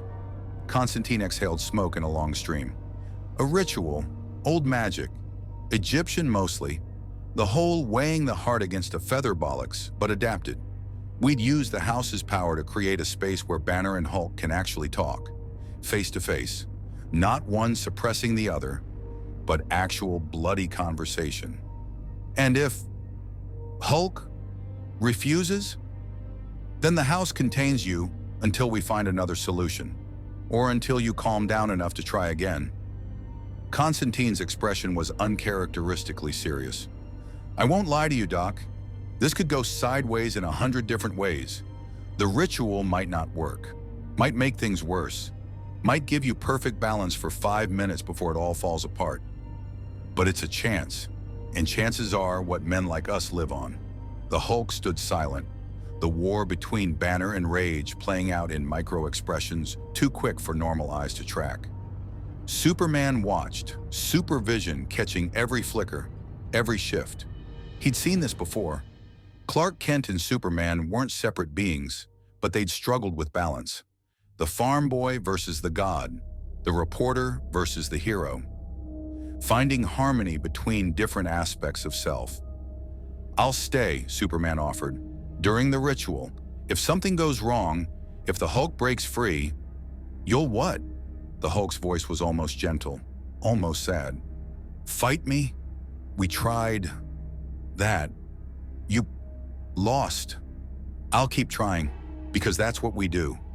Superman's jaw set with Kryptonian determination. "I don't give up on people, Bruce. Not even when they've given up on themselves." For 17 seconds, the House of Mystery held its breath. Artifacts stopped whispering. The walls ceased their shifting. Even Constantine's cigarette smoke hung motionless in the air. Then the Hulk spoke two words that changed everything. "Try ritual." Zatanna's exhale was pure relief. Okay. We'll need time to prepare. The chamber has to be sanctified, symbols drawn, anchors established for both consciousness." "How long?" the Hulk interrupted. 6 hours, maybe 8. The creature's eyes narrowed dangerously. "Hulk won't stay calm that long. Anger, always building, always there." "Then we help you stay calm," Superman said, in that moment making a decision that would define the next 6 hours. "What does Bruce Banner do to relax? To keep the Hulk at bay?" The question caught both Banner and Hulk off guard, because no one had ever asked that before. Generals demanded performance. Scientists measured stress responses. Even Betty had tried to soothe without understanding. But asking what Banner wanted? "Math," the Hulk said, and the word emerged in Banner's voice more than his own. "Physics, problems, calculations, keeps mind focused, busy, not angry." Constantine snorted. "You're telling me we can keep the Green Rage monster calm by giving him homework?" "Theoretical physics."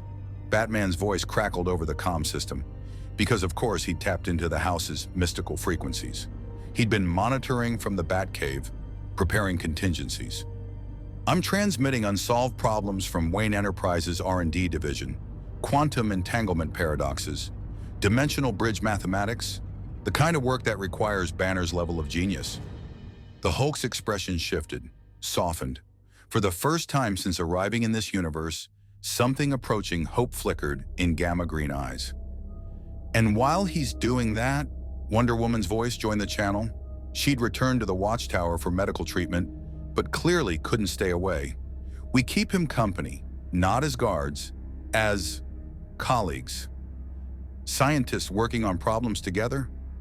"You stay with Hulk?" "With you," Superman corrected gently. "Bruce Banner and the Hulk. Both of you, because you're both worth saving." The Hulk's fists unclenched for the first time since entering the house.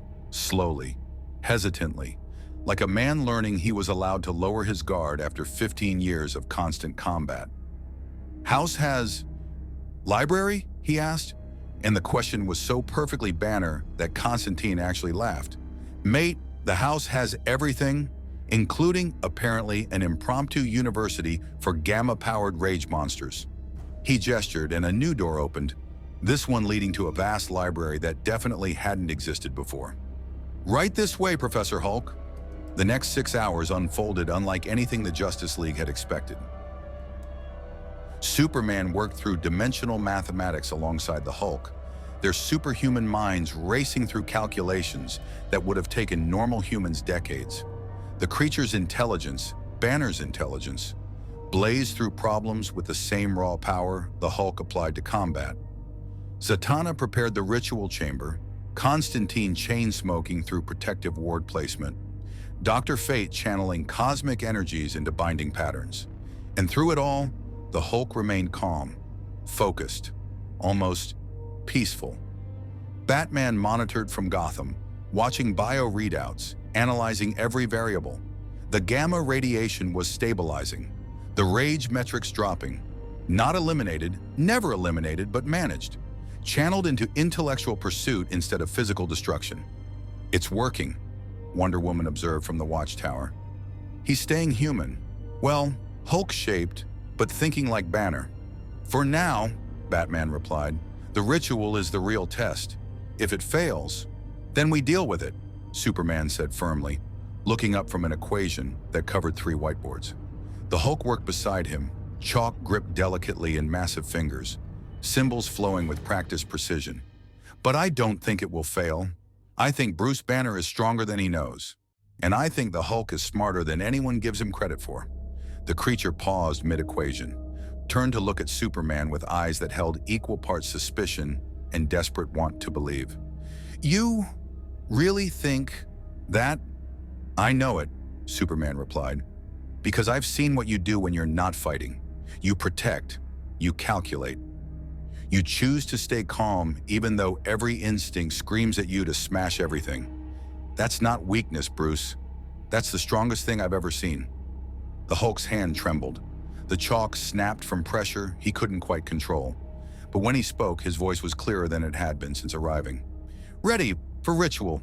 Fix this. Fix me. Or, Constantine asked, appearing in the library doorway.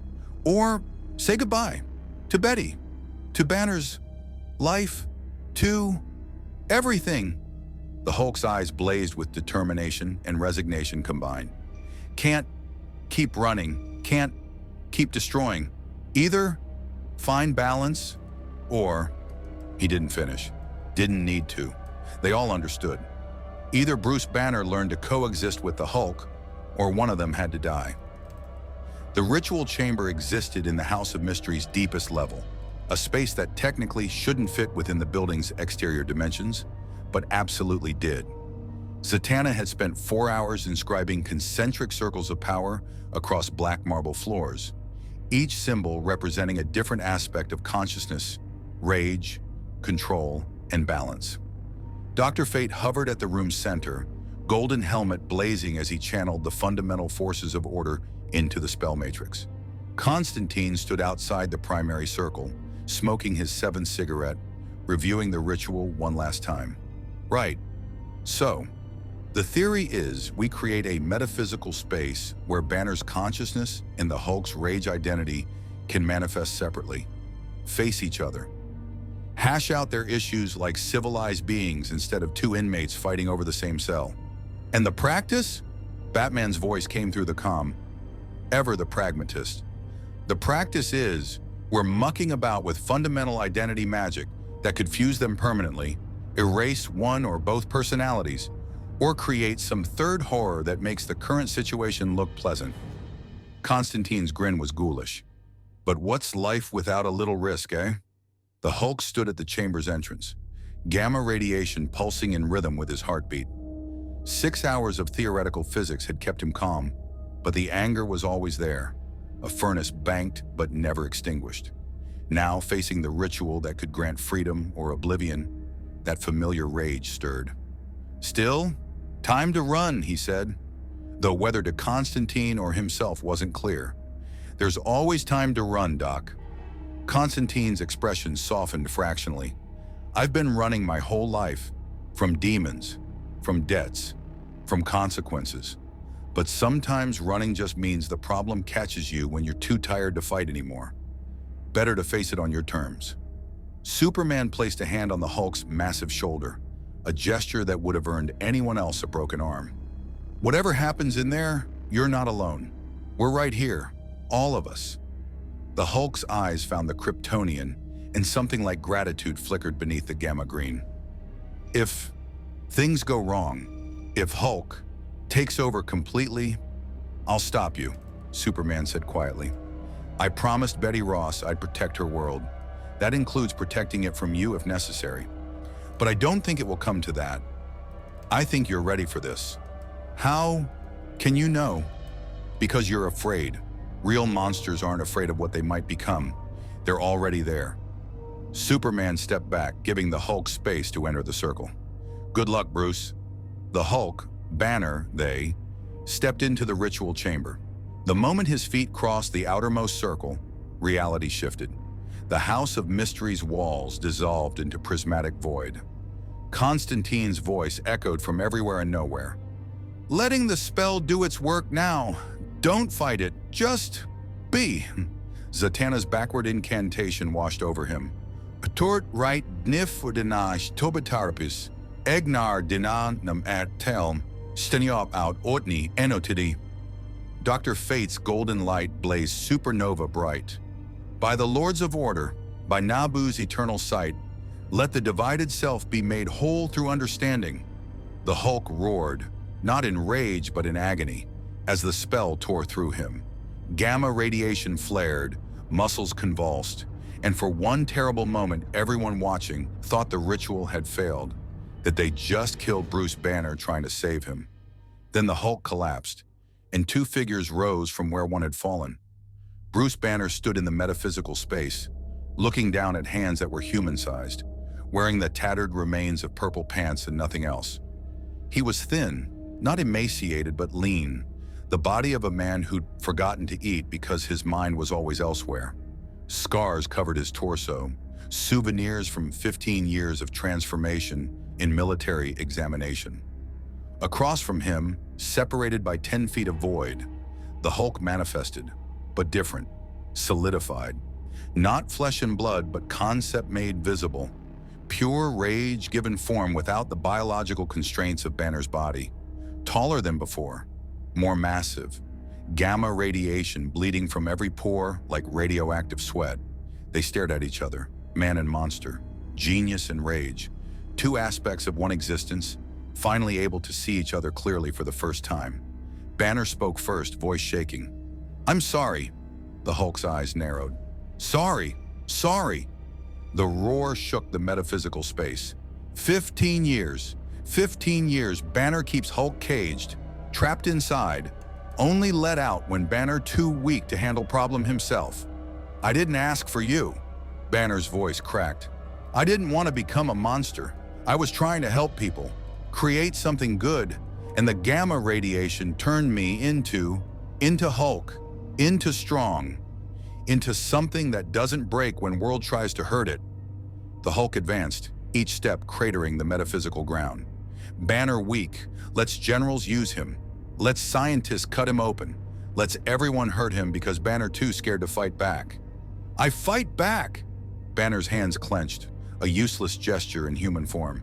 "I fight with words, with science, with thinking instead of mindless destruction. Words don't stop bullets. Science didn't save Betty.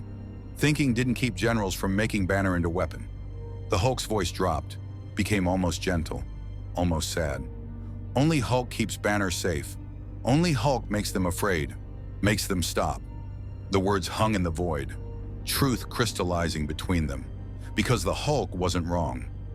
Every time the military had come for Banner, every time some general decided to retrieve the asset, it was the Hulk who'd fought free. The Hulk who'd protected Banner from the consequences of his own powerlessness. Banner's voice was barely a whisper. I know you protect me, but the cost is worth it. Better world fears Hulk than Banner dies in cage. But what about the people who get hurt? The cities destroyed? Banner's voice broke. The teammates who can't trust us because they never know when you'll snap? Hulk snaps because Banner hates Hulk. The roar was anguish and fury combined. Every time Hulk comes out, Banner fights it, pushes down, tries to stop transformation, tells Hulk he's monster. How is Hulk supposed to be calm when Banner treats him like disease? The accusation struck like a physical blow, because it was true. Banner had spent 15 years trying to cure himself, eliminate the Hulk, erase the mistake that gamma radiation had created. He'd never once thought about what that felt like from the other side, never considered that the Hulk might have feelings beyond rage, might be hurt by Banner's rejection. Banner started, then stopped. Words failed him. The theoretical physicist who'd mastered quantum mechanics couldn't find language for this. I didn't know you could feel like that. Didn't know you were aware enough to be hurt by my fear. Hulk always aware, always there, watching Banner run from Betty, run from Avengers, run from life, because Banner scared. Of Hulk, of self, of being strong. The creature's massive frame seemed to deflate slightly. Hulk not monster, Hulk is Banner. Part Banner don't want to admit. Outside the ritual, Superman watched the conversation through mystical scrying provided by Dr. Fate. They're talking, actually communicating instead of fighting for dominance. About bloody time, Constantine muttered. 15 years and neither of them thought to actually discuss their shared existence like adults. The spell is holding, Dr. Fate intoned, but barely. The strain of maintaining two separate consciousness manifestations from one being is considerable. They have minutes, perhaps less, Inside the void, Banner took a step toward the Hulk, then another. Close enough now to see the gamma-green eyes weren't just rage, weren't just mindless fury. There was intelligence there, cunning, and beneath it all, something that looked almost like, "You're lonely," Banner breathed. "Aren't you? Everyone sees the monster. No one sees you." The Hulk's fist clenched. "Everyone sees Banner. Smart Banner. Genius Banner. Useful Banner. Hulk just problem. Mistake. Thing to be fixed." "No." Banner reached out, hesitated, then placed his human hand against the Hulk's massive fist. The size difference was comical, tragic, perfect. "You're not a mistake. You're the part of me that refuses to be a victim. The part that fights back, that says no when the world demands compliance." "Banner means that?" "I think I do. I think," Banner's voice strengthened, "I think I've been so terrified of your power that I never stopped to appreciate what you actually are. Not a monster, a protector. My protector. Protecting me the only way you know how." The Hulk's eyes widened. Gamma radiation flickered, dimmed fractionally. "Hulk protects Banner? You always have. Even when I hated you for it. Even when I tried to cure you away. You've kept me alive through things that should have killed me 100 times over." Banner's hand tightened on the massive fist. "And I never said thank you. Never acknowledged that without you, Bruce Banner would have died in that gamma bomb test, or in military custody, or alone in some cave, trying to hide from the world." For the first time in 15 years, the Hulk's rage faltered. Not disappeared, never disappeared, but questioned. "Banner, not hate Hulk. I'm afraid of you, of losing control, of what you represent." Banner's smile was broken, honest. "But hate? No. I think I've been hating the wrong thing. Not you. The situation. The generals who made this necessary. The world that forces you to be my only defense." Then, what Banner want from Hulk? The question was so simple, so devastating. Because what did Banner want? "I want," he started, then stopped. Thought. Really thought. With the intellectual honesty that had made him 7 PhDs worth of genius. "I want to not be afraid all the time. I want to be able to choose when you come out instead of losing control. I want us to work together instead of against each other. I want..." A tremor ran through the metaphysical space. Dr. Fate's voice echoed across dimensions. "The spell is failing. You must choose. Now. Integration or separation. Unity or division. Decide before the magic collapses and traps you both in limbo." "Integration means what?" the Hulk demanded. "Means no more separate," Banner said quickly, feeling reality fracture around them. "Means one consciousness, one being. Neither you nor me, but both. Together. Balanced. And separation? Means trying to split us permanently. Might work, might kill us both. Might create 2 incomplete beings instead of one whole person." The Hulk's eyes blazed. "Hulk vote integration," Banner blinked. "What?" Hulk tired of being pushed down. Tired of only existing when Banner fails. Tired of fighting for same body. The creature's voice was firm, final. "Integration means Hulk gets to be real. All time. Not just when angry. Means Banner gets Hulk's strength. Means maybe we both get what we want. Or we lose everything we are separately. Were we ever separate?" The Hulk's question was too philosophical for a being supposedly driven by rage. Or always same person? Fighting self? Banner stared at his other half, his protector, his curse, his salvation, and made a choice that would define everything that followed. "Integration," he said. "Together. No more war." The Hulk's massive hand enveloped Banner's, and their voices spoke in unison. "Together." The metaphysical space exploded. Golden light consumed the ritual chamber. Constantine's protective wards shattered like glass. Zatanna was thrown backward, her backward speech incantation cut off mid-syllable. Only Dr. Fate remained standing, golden helmet blazing as he channeled every ounce of Order's power, to contain the magical detonation rippling through the House of Mystery. The integration is destabilizing, Fate's voice harmonized with Nabu's ancient consciousness. Two souls becoming one requires balance, but Banner and Hulk have spent 15 years in conflict. The merger is creating metaphysical paradox. Superman bursts through the chamber door, cape streaming behind him. What does that mean? It means, Constantine shouted over the roar of collapsing magic, that we're about to find out if this creates the world's most well-adjusted superhero or the universe's angriest physicist. The light intensified. Through mystical scrying, they could see Banner and Hulk in the metaphysical space. Two forms colliding, merging, fragmenting, merging again. Gamma radiation and human consciousness intertwining in patterns that shouldn't be possible. The Hulk's rage, Banner's intellect. Two incomplete halves desperately trying to become one functional whole, and failing. They're tearing each other apart. Zatanna scrambled to her feet, already sketching stabilization sigils. The personalities are too different, too damaged. We need to...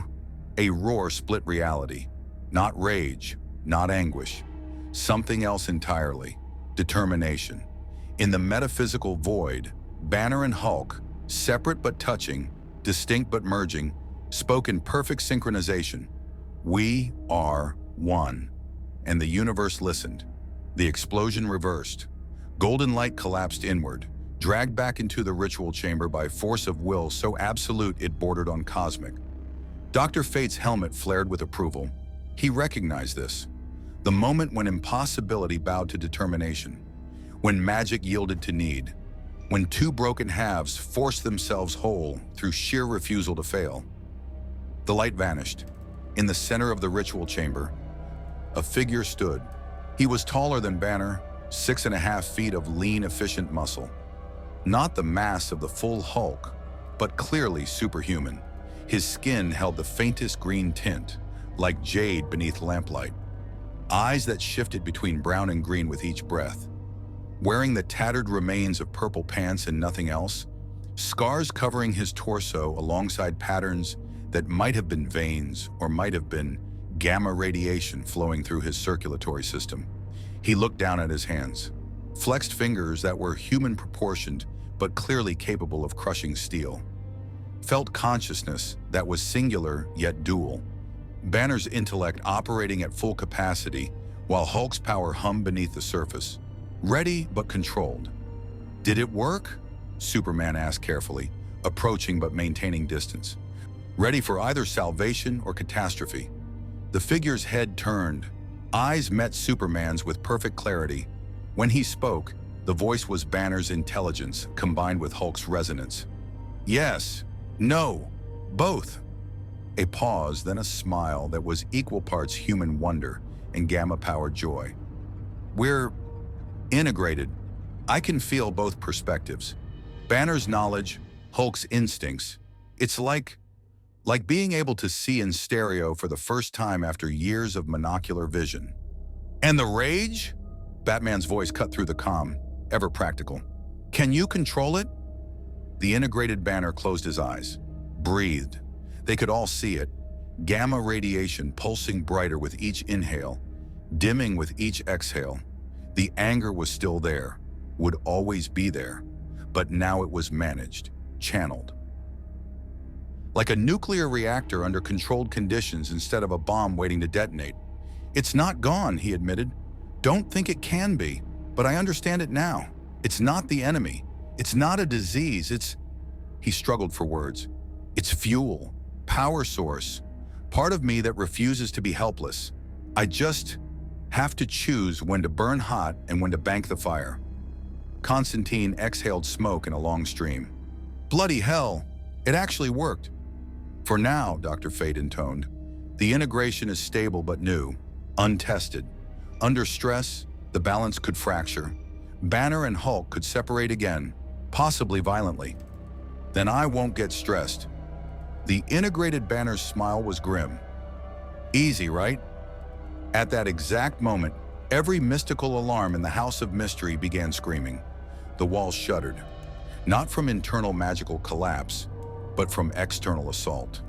Something was attacking the house itself, targeting it across dimensional barriers with precision that suggested intimate knowledge of its defenses. Constantine's expression went from relieved to horrified in seconds. No, that's not possible. The house is hidden from... Reality tore open in the chamber's corner.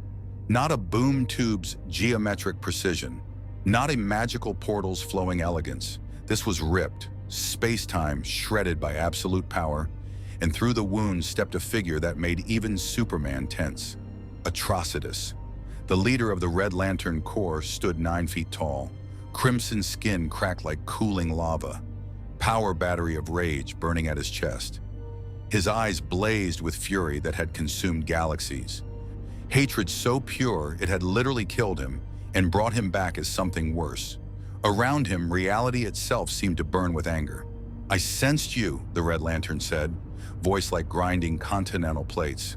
"Across dimensional barriers, through magical shields. The moment you balanced, your rage signature changed, became interesting." His eyes fixed on the integrated banner with predatory focus. "You are not like the mindless beasts who usually wield anger. You are awake, controlling the rage instead of being controlled by it." Superman moved between them immediately. "Atrocitus, this man is under Justice League protection. Whatever you're here for." "I am here," Atrocitus interrupted, "to extend an invitation, not a threat, not recruitment." His power battery pulsed with crimson light. "The Red Lantern Corps exists to punish those who perpetrate great injustice through rage incarnate. We are anger weaponized, anger justified, and you," he gestured to Banner, "you carry rage unlike anything I've sensed in millennia. Rage not born of loss or revenge, but of protection, of refusing to be made victim." The integrated Banner felt Hulk's instincts roaring warnings, felt Banner's intellect analyzing threat vectors. The combination produced perfect clarity. Atrocitus was dangerous, powerful beyond measure, and completely sincere. "I'm not interested in joining a rage cult," Banner said carefully. "Not a cult, a corps. Warriors who channel the red light of the emotional spectrum." Atrocitus raised his ring hand, and crimson energy blazed. "This universe operates on different principles than yours. Here, emotions have power. Rage can be harnessed, directed, used to achieve justice instead of merely destruction." "Justice?" Wonder Woman's voice came through the comm she'd been monitoring from the watchtower. "You vomit napalm blood and burn planets, Atrocitus. Don't dress it up as heroism." "I do what must be done," Atrocitus replied without shame. "The Guardians of Oa tried reason, tried order, tried will as the only light. They failed. Sometimes the universe requires rage to correct injustice. And this man," his eyes never left Banner, "this integrated being understands that on a fundamental level." The integrated Banner felt it, the truth in Atrocitus's words. He'd spent 15 years believing the Hulk was wrong, that rage was the problem, that he needed to be cured. But what if rage wasn't the disease? What if it was the immune response to a sick world? "No?" Superman's voice was firm. "Bruce Banner is not joining the Red Lanterns. He's staying here, learning to control his abilities, becoming what?" Atrocitus's smile was terrible. "Another weapon for the Justice League? Another powered being to aim at problems and hope he doesn't collide too hard? The Kryptonian speaks of control as if Banner has not spent his entire existence being controlled." The words hit deeper than any physical blow, because Atrocitus was right. Generals had controlled Banner through military authority, scientists through manipulation, Betty through love used as leverage. Even now, Superman and Batman offered help that looked suspiciously like supervision. The integrated Banner's gamma radiation flared. "Everyone out, now!" "Bruce!" Superman started. "Out!" The roar carried Hulk's power and Banner's authority combined. "This is between me and the Red Lantern. Everyone else leaves. 3 minutes. Then I'll come find you and we can discuss what happens next like civilized beings instead of people talking over me like I'm not in the room." Constantine grabbed Superman's arm. "Come on, let the man have his conversation. If Atrocitus wanted to fight, we'd already be fighting. Reluctantly, the heroes withdrew. Dr. Fate departed last, golden helmet blazing with warnings. The door sealed behind them with finality that suggested magical reinforcement. The integrated banner and Atrocitus stood alone in the ritual chamber, two beings defined by rage, separated by philosophy. "You came here to recruit me," Banner said. "Not a question. I came here to offer choice," Atrocitus corrected. "Something your universe apparently denied you. Stay with the Justice League if you wish. Let Superman train you to be gentle. Let Batman contain you with contingencies. Let Wonder Woman test if you're worthy of trust." Or, he extended his ring hand. Crimson energy pulsed, offering power beyond measure. "Accept that rage is not your curse, but your strength. Join those who understand that sometimes justice requires fury. Become what you actually are instead of what others want you to be." The integrated banner stared at the offered ring, felt Hulk's interest, felt Banner's suspicion. The two perspectives warred, then balanced. "If I take that ring," Banner said slowly, "what happens to my humanity? What happens to Bruce Banner's intellect when rage becomes literal superpower?" "Nothing. Everything. Both." Atrocitus's expression was almost respectful. Red Lanterns who maintain their intellect are rare. Most are consumed by the rage, become beasts vomiting plasma. But you've already mastered the balance, already integrated fury with reason. The ring would simply amplify what you've achieved. And the cost? The same cost you pay now. Rage burns, consumes, demands outlet. Atrocitus lowered his hand slightly. "But you already live with that. The ring would simply give you purpose for the anger instead of simply restraint." Outside, Superman pressed against the mystical barrier Constantine had erected.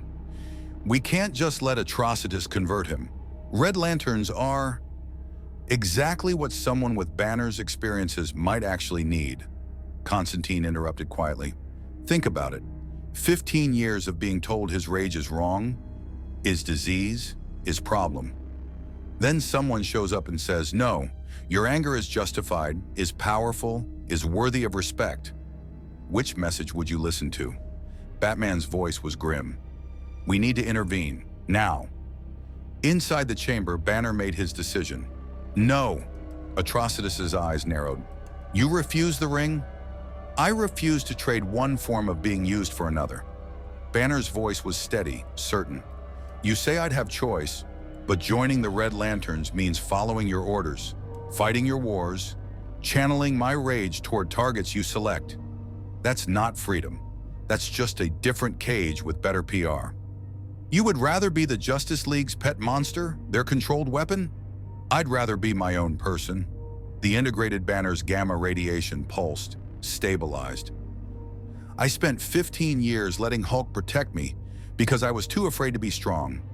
Then I spent today trying to eliminate Hulk because I was too afraid to accept that strength. I'm done being afraid, done letting anyone, heroes or rage cultists, tell me what I should be." For a long moment, Atrocitus simply stared. Then impossibly, he smiled. "Good. That is the rage I sensed. Not mindless fury, righteous anger." The Red Lantern lowered his ring hand completely. "Keep it then. Forge your own path. But know this, integrated one, when you inevitably discover that this universe's heroes will try to contain what they fear, the Red Lantern Corps will remember this conversation.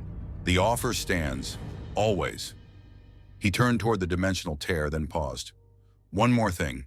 In 3 hours, Darkseid's forces will breach Metropolis.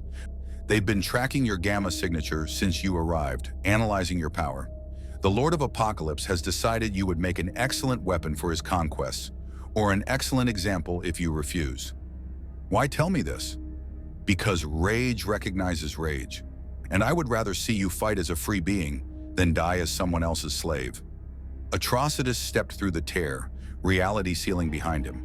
His final words echoed through the chamber. "Choose your battles wisely, Banner.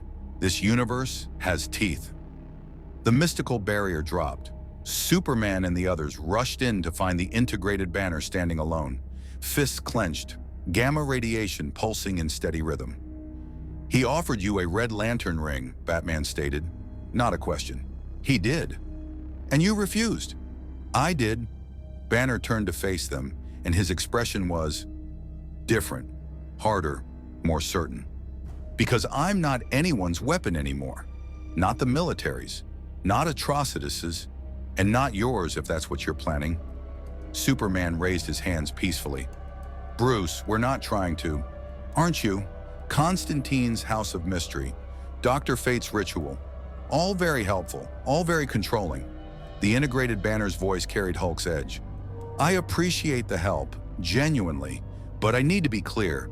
I didn't survive 15 years of generals and gamma radiation to become the Justice League's project. Then what do you want? Wonder Woman asked, and there was no judgment in her voice, just honest curiosity. Banner was silent for a moment. Then, I want to help Metropolis fight Darkseid's invasion. Want to prove I can use this power for good without someone holding my leash. And after that, he smiled. Banner's intelligence, Hulk's edge. After that, I want to go home. Find Betty. Try to have something resembling a life. Darkseid will come for you again, Batman warned. Your power makes you a target. Then I'll deal with it, on my terms. The integrated Banner's eyes blazed green. I'm not running anymore.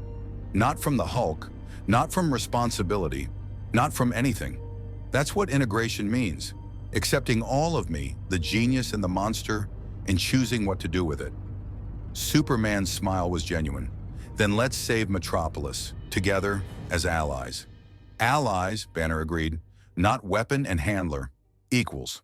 Equals, Superman confirmed.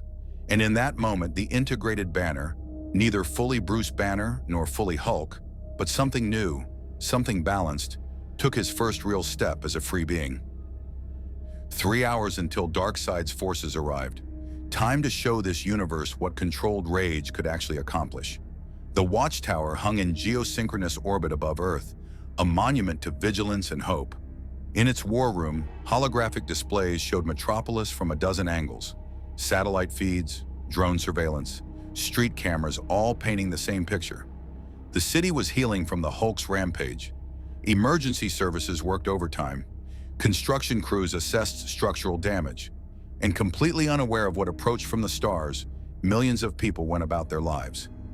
Batman stood before the tactical display, fingers dancing across holographic controls. Darkseid's forces will breach through boom tubes.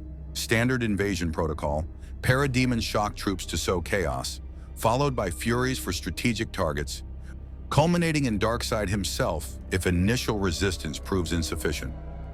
How many parademons are we talking? The integrated Banner asked. He'd refused the spare Justice League uniform they'd offered. Too much like a costume, too much like joining a team. Instead, he wore clothes synthesized by the Watchtower's fabrication systems. Reinforced tactical pants, nothing else. His gamma-radiated physiology didn't feel cold, didn't need protection, just freedom of movement. Conservatively, 5,000 in the first wave. Batman's voice was clinical. They're cannon fodder, individually weak, but in swarms they've overwhelmed Kryptonian defenses before. And the Furies? Elite warriors. Granny Goodness trains them personally on Apocalypse. Wonder Woman stepped forward, armor gleaming, God-killer sword at her hip. I've fought them before. They're skilled, ruthless, and completely loyal to Darkseid. Each one is worth a dozen normal combatants. Superman studied the integrated Banner carefully. You don't have to do this. We can handle Darkseid's forces. You could use this time to rest, let the integration stabilize. I'm fighting. Banner's voice carried finality. Atrocitus said Darkseid wants me as a weapon or an example. I'm choosing to be neither. I'm choosing to show him, show everyone, that I'm not something to be claimed or broken. I'm a person who can help, on my own terms. Darkseid won't see it that way, Batman warned.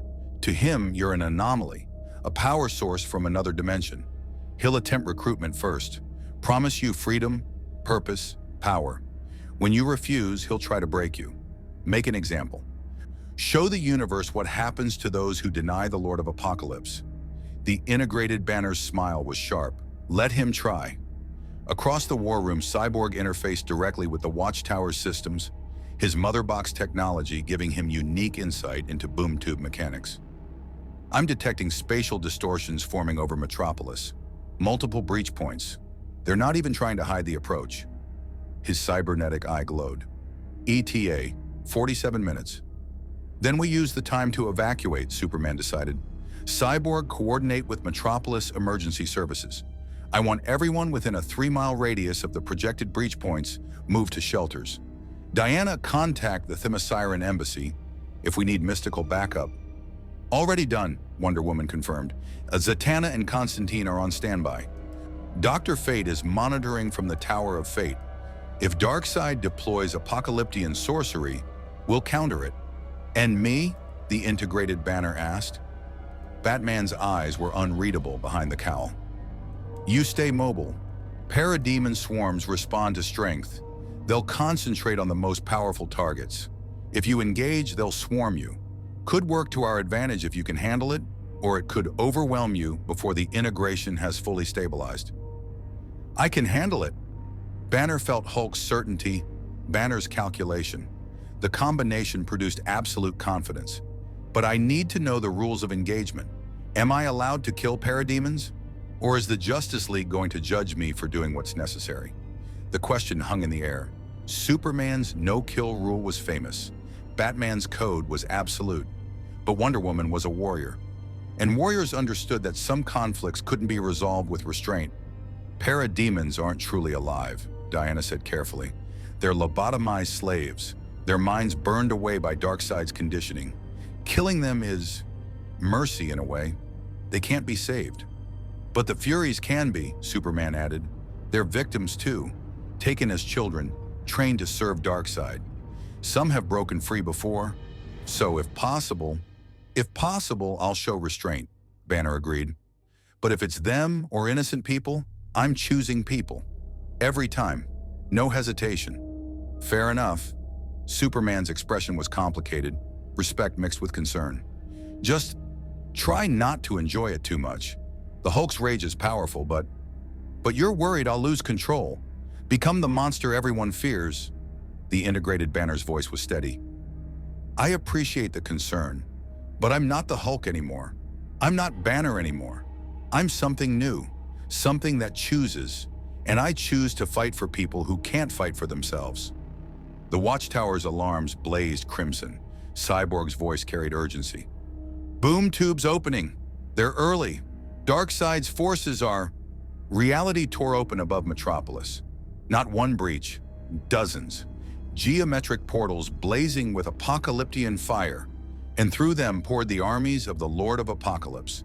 Parademons shrieked as they erupted into Earth's atmosphere. Twisted humanoid forms with wings like bats, claws like razors, minds hollowed out and filled with only obedience. 5,000 had been Batman's conservative estimate. The actual number exceeded 20,000. They descended on Metropolis like a plague. Superman moved first, red cape streaming as he flew at speeds approaching light. Heat vision lanced through parademon formations, precise and controlled, dropping dozens without collateral damage to the city below. But for every 10 he eliminated, 50 more poured through the boom tubes. Wonder Woman followed, her battle cry in ancient Greek shaking the heavens. The lasso of truth wrapped around parademon clusters, divine fire burning through apocalyptian corruption. Her sword danced, each strike a masterwork of 3,000-year combat experience. Batman deployed from the Batcave in the redesigned Batwing, weapon systems online, targeting computers painting the sky with enemy signatures. Missiles streaked upward, not explosive, but EMP-based, designed to disrupt apocalyptian neural conditioning. Parademons dropped from the sky by hundreds, their control systems fried, and the integrated Banner leaped. The jump carried him from the Watchtower's teleporter to Metropolis in a single bound, a feat that should have been impossible, but somehow wasn't. Gamma-powered legs treating orbital distance as a suggestion. He landed in Central Park, the same park where he'd first arrived, where Superman had tried to stop him with words. Now parademons swarmed the green space. claws tearing into trees, fountains. The families who hadn't evacuated fast enough. The integrated banner felt it rise. Not uncontrolled rage, but focused fury. Hulk's power channeled through Banner's tactical intelligence. He grabbed the nearest parademon out of the air, used its momentum to spin, released it into 6 more. The impact sent them tumbling. More came. Dozens, hundreds. Recognizing strength, converging like piranhas scenting blood. The integrated banner roared, not mindless, but communicative, telling them exactly what would happen if they continued. They continued, so he showed them. Gamma radiation flared. The integrated banner's muscles expanded, not to full Hulk size, but enough.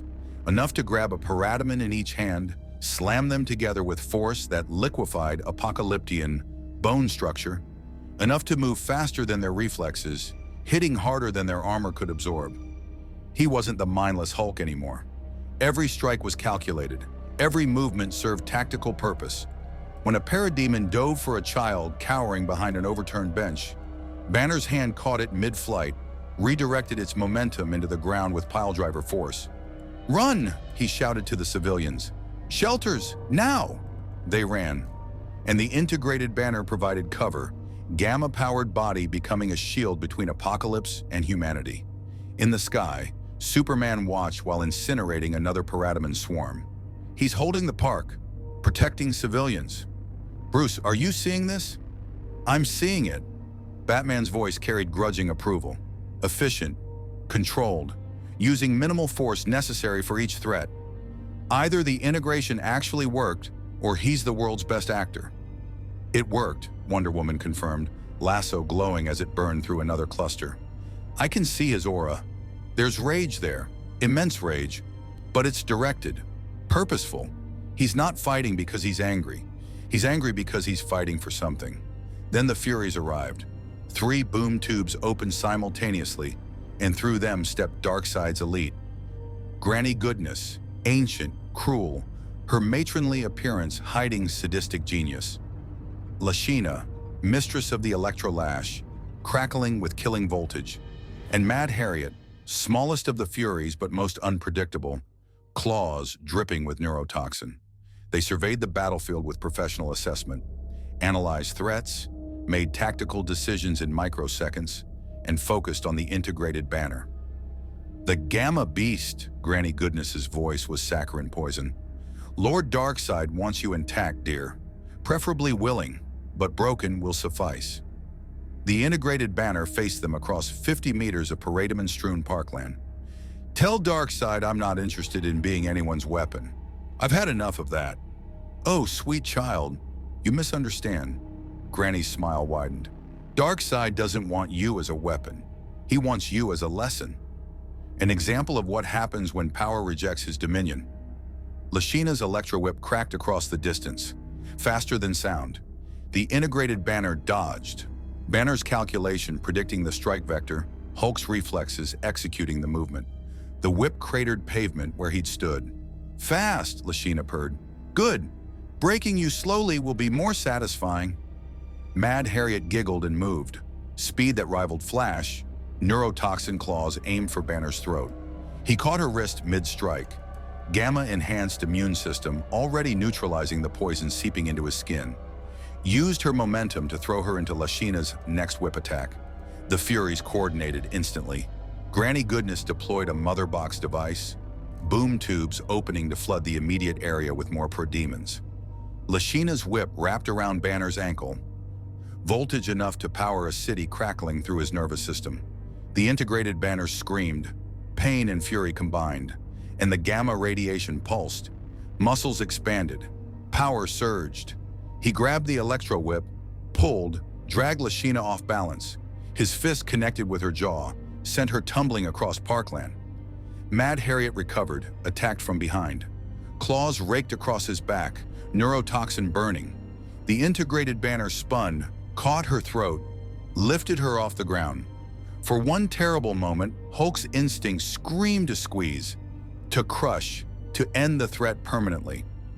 Banner's intellect prevailed. He threw her, not gently, but not lethally, into a fountain. gave her a chance to retreat. She came back snarling. "Persistent," the integrated banner muttered. "Let's try this differently." He stopped holding back. Gamma radiation flared to levels that set off radiological alarms across Metropolis. The integrated banner's form expanded, 7 feet, 8, approaching Hulk's full size, but maintaining Banner's consciousness, his control. Strength that had fought Superman to a standstill, now wielded with tactical precision. He grabbed Mad Harriet's next attack, spun her into Lashina's recovered form. Granny Goodness deployed another mother box, attempting to open a boom tube beneath his feet. He jumped, avoided the portal, landed with force that cratered Earth, and sent shockwaves through Paradaman formations. "Justice League!" Granny Goodness's voice carried across battlefield frequencies. "You harbor a monster. Give him to Darkseid and Apocalypse withdraws." Superman's response was heat vision, eliminating the mother box. "Not happening! Then Darkseid himself will collect his prize." The largest boom tube yet tore open reality above Central Park. Through it stepped a figure that made even the integrated banner's enhanced physiology flood with adrenaline. Darkseid, 9 feet of absolute power. Skin like cracked stone, eyes that blazed with Omega effect, the energy that could disintegrate Superman, erase Wonder Woman from existence, obliterate anything that displeased the Lord of Apocalypse. He descended on anti-gravity technology that bent physics to his will, and his voice carried the weight of crushed civilizations. "Bruce Banner, I offer you choice. Serve Apocalypse willingly, and your rage will have purpose. Refuse, and I demonstrate what happens to anomalies who deny gods." The integrated banner met those Omega blazing eyes without flinching. "I've been threatened by better monsters than you. Take your offer and shove it back through your boom tube." For one heartbeat, Metropolis held its breath. Then Darkseid smiled. "Acceptable." And the Omega beams fired. The Omega beams didn't travel in straight lines. They tracked, twin lances of reality-erasing energy that bent space-time to pursue their target with absolute certainty. Superman had dodged them before, using Kryptonian speed to stay ahead of annihilation. Wonder Woman had deflected them with her bracelets, divine metal absorbing what science couldn't. Batman had witnessed them erase a man from existence, leaving not even atoms behind. The integrated banner didn't dodge. He caught them. Gamma-irradiated hands closed around Omega energy, and for one impossible moment, two fundamental forces collided. Darkseid's reality-erasing power met gamma radiation that had already violated every law of physics by keeping Bruce Banner alive through 15 years of transformation. The beams burned. The integrated banner screamed. His skin charred, regenerated, charred again, but he held them. "Impossible!" Darkseid's voice carried the first hint of genuine surprise. "The Omega effect is absolute. Nothing catches it. Nothing." The integrated banner's eyes blazed pure gamma green. When he spoke, his voice harmonized. Banner's intellect and Hulk's fury perfectly synchronized. "Nothing from your universe." He redirected the Omega beams, twisted his hands, used gamma radiation as an insulator, sent Darkseid's own attack back at him. The Lord of Apocalypse moved with speed that defied his size, the beams missing by inches, cratering the ground where he'd stood. For 3 heartbeats, the battlefield froze. Parademons stopped mid-flight. The Furies stared. Even Superman hovered motionless, processing what he'd just witnessed. Darkseid's expression shifted from surprise to something darker. Interest. "You are not from this reality," the Lord of Apocalypse stated. "I suspected. Now I know. Gamma radiation doesn't exist in this universe's natural laws. You're a contamination, a foreign element." His smile was terrible. "Which makes you either a threat to eliminate or a resource to exploit. I find myself undecided." The integrated banner stood in a crater of his own making, hands smoking from Omega contact, gamma radiation pulsing like a second heartbeat. "I don't care what you decide. I'm not your threat or your resource. I'm just a man who's had enough of people treating him like property. Noble, foolish, human." Darkseid's eyes blazed brighter. "Let me educate you on the error of your philosophy." The second Omega beam salvo fired, not at Banner, but at the civilians still evacuating from Central Park's perimeter. 8 beams, 8 targets, families running for shelters, children who'd moved too slowly. The integrated banner moved. Superman would later describe it as the fastest thing he'd ever seen from a non-speedster. The integrated banner crossed 200 meters in less than a second, gamma-powered legs launching him into trajectories that seemed to defy inertia. He intercepted the first beam with his body, took the hit meant for a mother and daughter. Agony blazed through his nervous system as Omega energy tried to erase him from existence.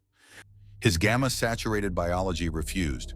Cells died and regenerated faster than annihilation could complete. The Omega effect, designed to unmake Kryptonians and new gods, met something that had survived a gamma bomb detonation at ground zero. The beam guttered out against his chest, leaving a smoking crater that healed even as they watched. 7 more beams, 7 more intercepts. The integrated banner became a shield of living gamma radiation, his body absorbing attacks meant to kill innocents. Each hit drove him to his knees. Each impact pushed integration closer to fracture. He could feel it. Banner's consciousness screaming, Hulk's rage surging, the careful balance threatening to snap. But the civilians lived. Remarkable, Darkseid observed, descending closer. You endure the Omega effect through sheer cellular regeneration. Not immunity, not deflection, simply refusing to die. How very Kryptonian of you. Not Kryptonian, Superman said, landing beside the smoking banner. Better, because he's making a choice. You were born with power. Bruce earned his, suffered for it, and he's using it to protect people instead of conquer them. That's the difference between a hero and a tyrant. Darkseid's laugh was tectonic plates grinding. The difference, Kryptonian, is that heroes lose. Tyrants endure. I have crushed 1,000 civilizations, broken 1,000,000 champions. What makes you think this contaminated anomaly will fare any better? Because I'm not facing you alone, the integrated banner growled, rising on shaking legs. Gamma radiation flared brighter, compensating for damage, pushing past limits. I've got allies, real ones, not servants or slaves. Friends. Wonder Woman landed on his other side, sword drawn. He's right. You're used to fighting individuals, lone champions who stand against you out of pride or duty. We fight as a team I have defeated before. But Darkseid's eyes tracked the sky, where more heroes were arriving. Flash moving at speeds that made him a crimson blur.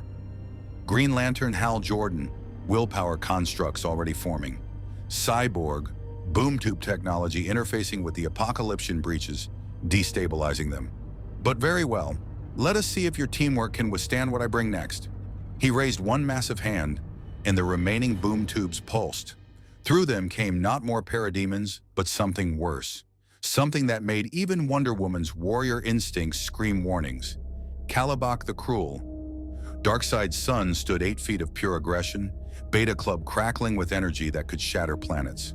His loyalty to his father was absolute, his brutality legendary. Where Darkseid used the Omega effect with precision, Kalibak simply destroyed. Father? Kalibak's voice was eager, vicious. Let me break the green thing. Let me show it what happens to anomalies who defy apocalypse. Restrain yourself, Darkseid commanded. I want it functional. Damaged, certainly. Humbled, absolutely. But functional. It's useless to me as paste. The integrated banner felt Banner's intellect analyzing, calculating odds. Felt Hulk's rage wanting to meet this new challenge head-on, prove that nothing could break them. The combination produced clarity. Kalibak was stronger than the Furies, possibly stronger than Superman at baseline. This would require everything they had. Clark, Banner said quietly, when I give the signal, hit him with everything. Full power heat vision, no holding back. Bruce, if you're planning, trust me, I've got an idea. Terrible idea. Banner would have called it insane, but Hulk and I agree it might just work. Superman's eyes widened as he understood. You're going to let him hit you. Going to make him hit me hard. Hulk gets stronger when angry. I'm betting I get stronger when damaged. Gamma radiation compensates, overcompensates. Kalibak hits me, I tank it. And while he's celebrating, you burn him. We drop him fast, show Darkseid this invasion was a mistake. That's insane, Wonder Woman stated. Completely, the integrated banner agreed. So let's do it before I remember I'm supposed to be smart. Kalibak charged, no tactics. No strategy, just pure overwhelming force. Beta Club raised to crush. The integrated banner didn't dodge, didn't block. Let the weapon connect with his skull in an impact that should have liquefied brain matter. Should have. The world went white. Pain exploded through every synapse. The integrated banner felt his skull fracture, felt his brain swell against his own cranium, felt damage that would have killed anyone else a dozen times over, and felt gamma radiation surge in response. Cells went into overdrive, not just healing damage, but adapting, becoming more resistant, stronger. The way the Hulk had evolved over 15 years of abuse, except compressed into seconds. His body mass expanded, muscle density increasing, gamma radiation burning so bright it was visible to the naked eye. When the white cleared from his vision, the integrated banner was 9 feet tall, not full Hulk size, but close, still maintaining Banner's consciousness, but wielding power that made Superman look twice. Now, Banner roared. Superman unleashed heat vision at full intensity, not the controlled beams he used for precision work, but the fury of a star channeled through Kryptonian biology. The beams caught Kalibak's center mass, burning through apocalyptian armor, searing flesh that rarely felt pain. Kalibak screamed, staggered backward, dropped his Beta Club. The integrated banner didn't give him time to recover. Gamma-powered fist connected with Kalibak's jaw in an uppercut that sent Darkseid's son flying, airborne, tumbling, crashing through 3 buildings before Wonder Woman's lasso caught him mid-flight, arrested his momentum. Yield, Diana commanded, lasso blazing with compulsion. Speak truth. Why does Darkseid want Banner? Kalibak thrashed, fought the lasso's power, but divine magic was absolute. Father wants Gamma signature, wants to weaponize it, create army of rage monsters, unstoppable, controllable, perfect. The integrated banner's blood ran cold. He wants to make more Hulks. More obedient Hulks, Batman's voice cut through the comm. Darkseid doesn't want you, Bruce. He wants what you are. The ability to create limitless strength from anger. If he could replicate that process, control it, apply it to his parademons, he'd have an army that gets stronger the more you fight them, Superman finished grimly. Every battle would make them more powerful, unstoppable. Darkseid's expression remained neutral, but his eyes blazed brighter. Perceptive, yes. The gamma radiation that fuels you is a resource, Banner, one this universe lacks, one I intend to claim, willingly. He gestured to the devastated battlefield. Or I continue this assault until Metropolis is ash and you're too broken to resist harvesting. You're not touching his DNA, Superman said flatly. Not his cells, not his gamma radiation, not anything. Bruce Banner is a person, not a resource to mine. How very principled. Darkseid's smile was cold. And how very irrelevant. I have already obtained what I need. From the boom tubes, Granny Goodness emerged holding a containment cylinder. Inside, glowing faintly green, was blood. The integrated banner's blood, collected from the battlefield where Omega beams had wounded him. A few drops, Darkseid said conversationally. Sufficient for analysis, for replication, for weaponization. Thank you for the donation, Banner. Apocalypse will put it to excellent use. The integrated banner felt it, rage surging, not Hulk's mindless fury, but Banner's intellectual anger, the violation, the theft, being used again, exploited again, turned into a weapon despite every choice he'd made. No! Gamma radiation exploded outward in a dome of raw power. Parademons caught in the blast disintegrated. Furies were thrown backward. Even Superman was pushed back by the sheer force of rage made manifest. The integrated banner grew, 10 feet, 12, approaching full Hulk size but still maintaining consciousness, still choosing this. His voice shook the foundations of Metropolis when he spoke. You don't get to use me, not anymore, not you, not generals, Not anyone. He leaped. The jump carried him directly at Darkseid.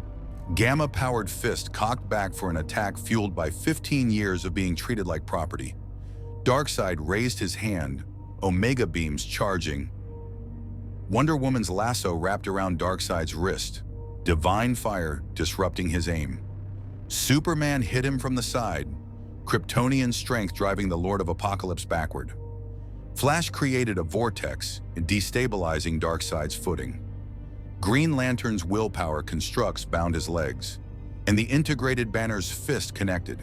The impact cracked Darkseid's stone-like skin, drew actual blood from the Lord of Apocalypse for the first time in millennia, sent him stumbling backward, shocked not by the damage but by the sheer audacity.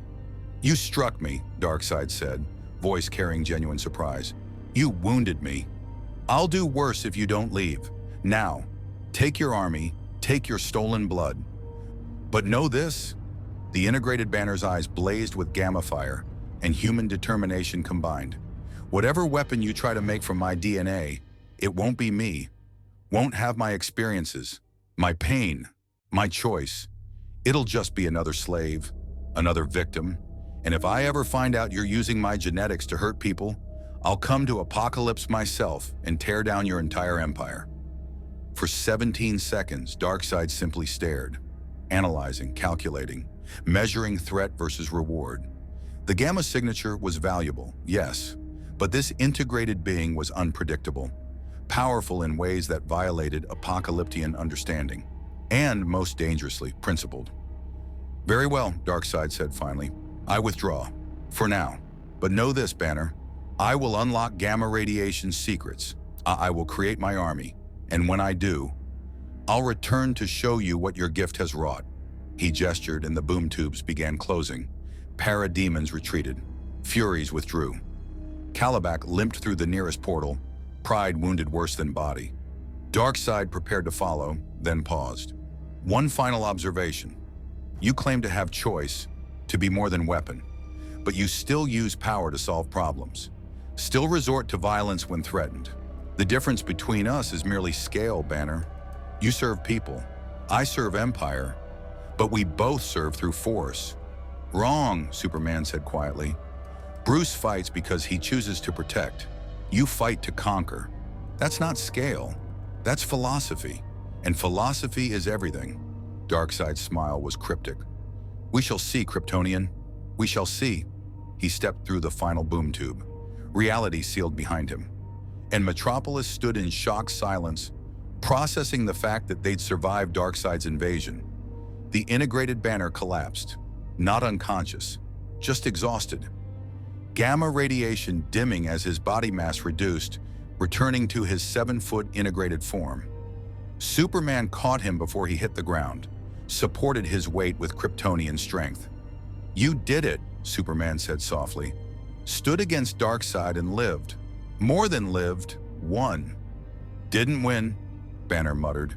"He got my blood, got his sample. I just delayed the inevitable." "Then we'll deal with the inevitable when it comes," Wonder Woman said, sheathing her sword. "Together, as allies. You proved yourself today, Bruce Banner. Proved you're more than rage, more than weapon. You're a hero." The integrated banner's laugh was bitter. "Hero, right. I'm a walking biohazard who just gave an alien tyrant the key to creating unstoppable soldiers. You're a man who chose to protect people when running would have been easier." Batman's voice corrected through the comm. "That's the definition of hero, whether you accept the label or not." Around them, Metropolis began to breathe again. Emergency services emerged from shelters. Civilians cheered, not for the Justice League alone, but for the green-skinned being who'd shielded them from Omega beams, who'd taken hits meant for families, who'd fought beside Superman as an equal. The integrated banner felt it, the weight of their gratitude, the burden of their hope. It should have felt good, should have felt validating. Instead, it terrified him, because he could feel Hulk's satisfaction, Banner's pride, and underneath both, the creeping knowledge that Darkseid was right about one thing. Power solved his problems today. Violence saved lives. And if that became his pattern, how long before he started looking for problems to solve with gamma-powered fists?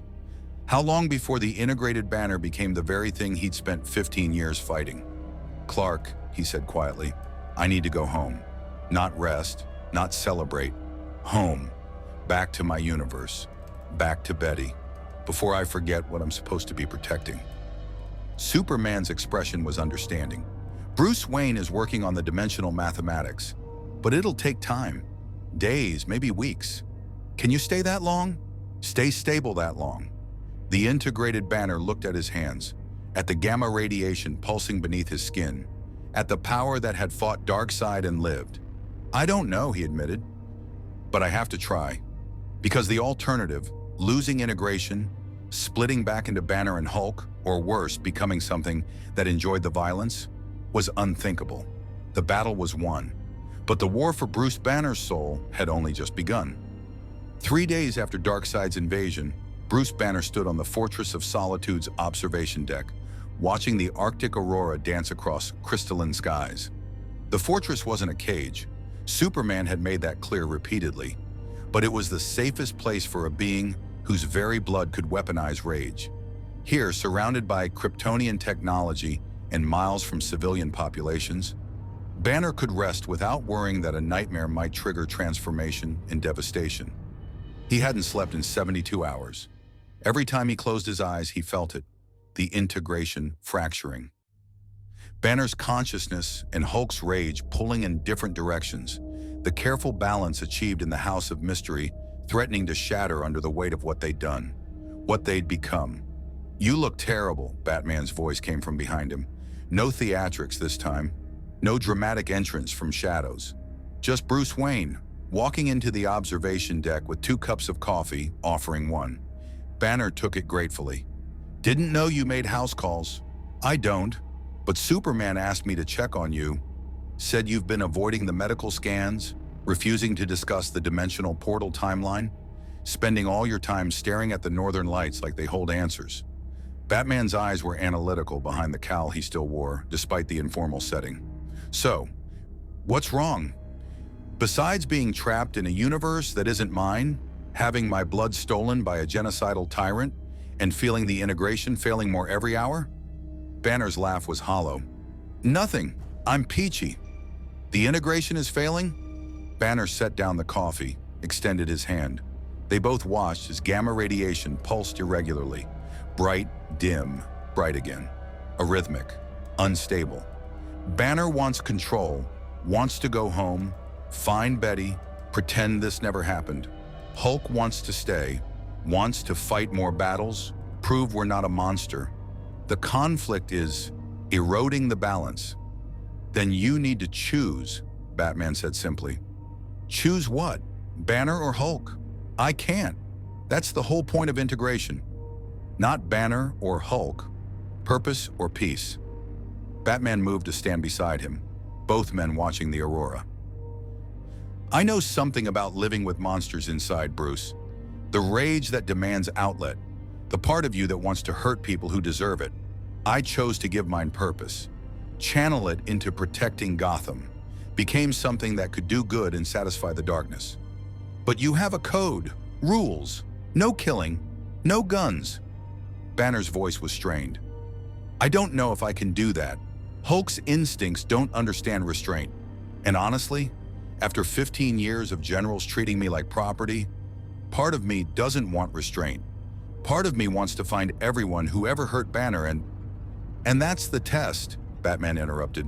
"Not whether you can avoid anger, whether you can choose what to do with it.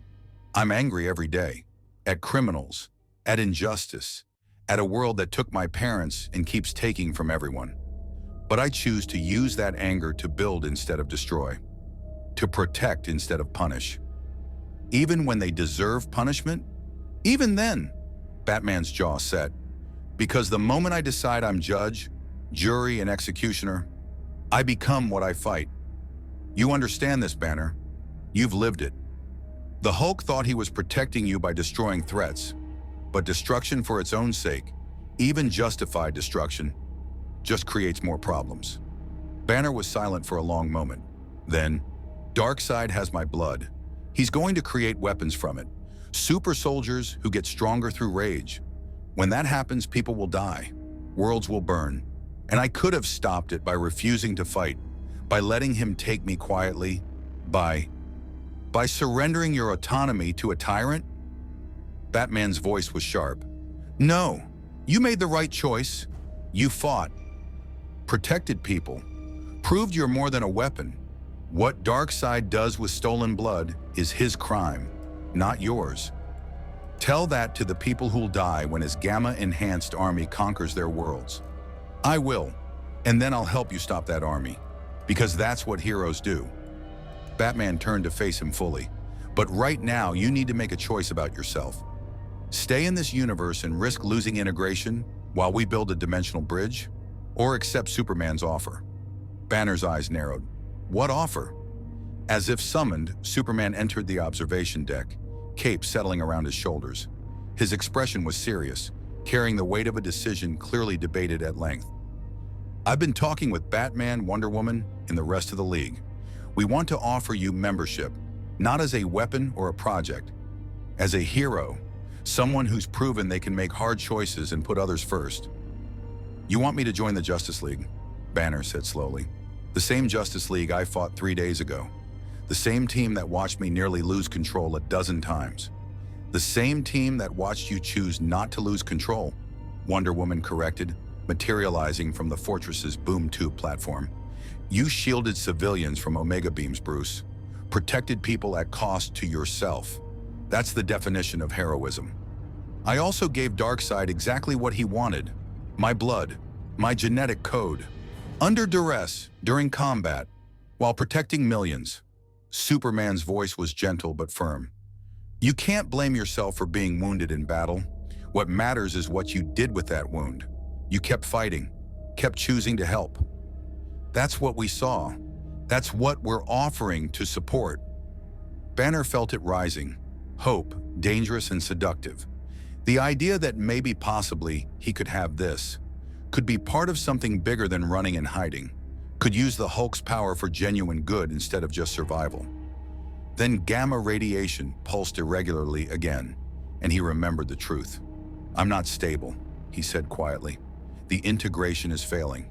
Without Constantine's ritual or the House of Mystery support, I don't know how long I can maintain this balance. Could be days, could be hours, could be the next time someone threatens me. Then we help you maintain it. Satana's voice came from the entrance. Constantine beside her, both looking exhausted from whatever mystical research they'd been conducting. We've been analyzing the ritual, the integration mechanics. Think we found a solution. Not permanent, but manageable. Constantine lit a cigarette despite Superman's pointed look. The House of Mystery's magic stabilized you temporarily. But you're right that it's not holding without constant reinforcement. So we've created this. He produced a bracer, silver metal inscribed with runic patterns, humming with contained magic. Mystical anchor, connects you to the house across dimensional barriers. Won't control you or suppress anything, but it'll help Banner and Hulk maintain the balance. Remind both parts that you're stronger together than separate. Banner took the bracer carefully, felt the magic resonating with his gamma signature. Not fighting it, but harmonizing.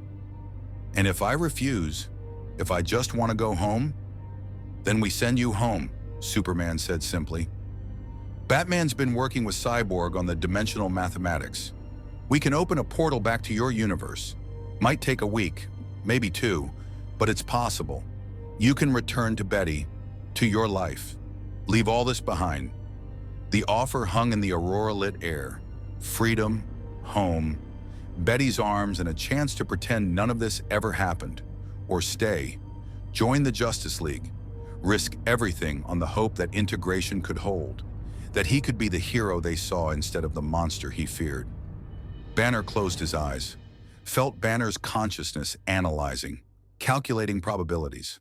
Felt Hulk's instincts wanting to fight alongside Superman, to prove they were worthy. And underneath both, something new. The integrated self, the balance they'd achieved, whispering that maybe running wasn't the answer anymore. If I stay, Banner said slowly, I need conditions. First, no experiments. No one studies my blood, my cells, or my gamma radiation without explicit consent. I won't be turned into a weapon by heroes any more than villains. Agreed, Batman said immediately. Second, if I lose integration, if the balance fails and I split back into Hulk, or worse, you don't try to cure me. You help me find the balance again, but you don't treat it like a disease to eliminate. Agreed, Wonder Woman confirmed. Third, I get to leave whenever I want. No obligation beyond what I choose. If I decide this isn't working, you open that dimensional portal and send me home. No arguments, no one more mission. I go, and you let me. Superman extended his hand. Agreed on all conditions. You're not our prisoner, Bruce. You're our friend. If you want that friendship. Banner stared at the offered hand. Thought about Betty, about the life he'd run from to protect her, about 15 years of hiding, running, treating the Hulk as enemy instead of ally, about 3 days in a universe of gods and monsters where he'd proven, to himself if no one else, that rage could be directed, controlled, chosen. He took Superman's hand. I'll stay. For now. Until we know if Darkseid makes his Gamma army. Until I'm sure I'm not making things worse by being here. Then, we'll see. That's all we ask, Superman smiled. Welcome to the Justice League, Dr. Banner. The words should have felt triumphant, should have felt like victory. Instead, Banner felt the weight of responsibility settling on shoulders that had only ever carried burden, never purpose. Constantine offered the mystical bracer. Put it on, it'll help. Won't fix everything, but it'll give you fighting chance at maintaining integration. Banner clasped the bracer around his wrist, immediately felt magic flowing through his system, not controlling but supporting, like a crutch for broken balance, helping Banner and Hulk find their equilibrium. The gamma radiation stabilized, the arrhythmic pulsing smoothed. Not perfect, never perfect, but manageable. How does it feel? Zatanna asked. Like having a referee in my own head, Banner admitted. Annoying, necessary, surprisingly reassuring. He looked at the gathered heroes, Superman's hope, Batman's pragmatism, Wonder Woman's warrior respect, Constantine's cynical acceptance, Zatanna's genuine care. Thank you, all of you, for not treating me like a monster. You're not a monster, Bruce, Superman said firmly. You're a man who was hurt, transformed, and chose to use that transformation to protect others. That's heroism, pure and simple. Batman's expression was unreadable. Just remember, power is easy, control is hard. The moment you think you've mastered the Hulk is the moment he'll surprise you.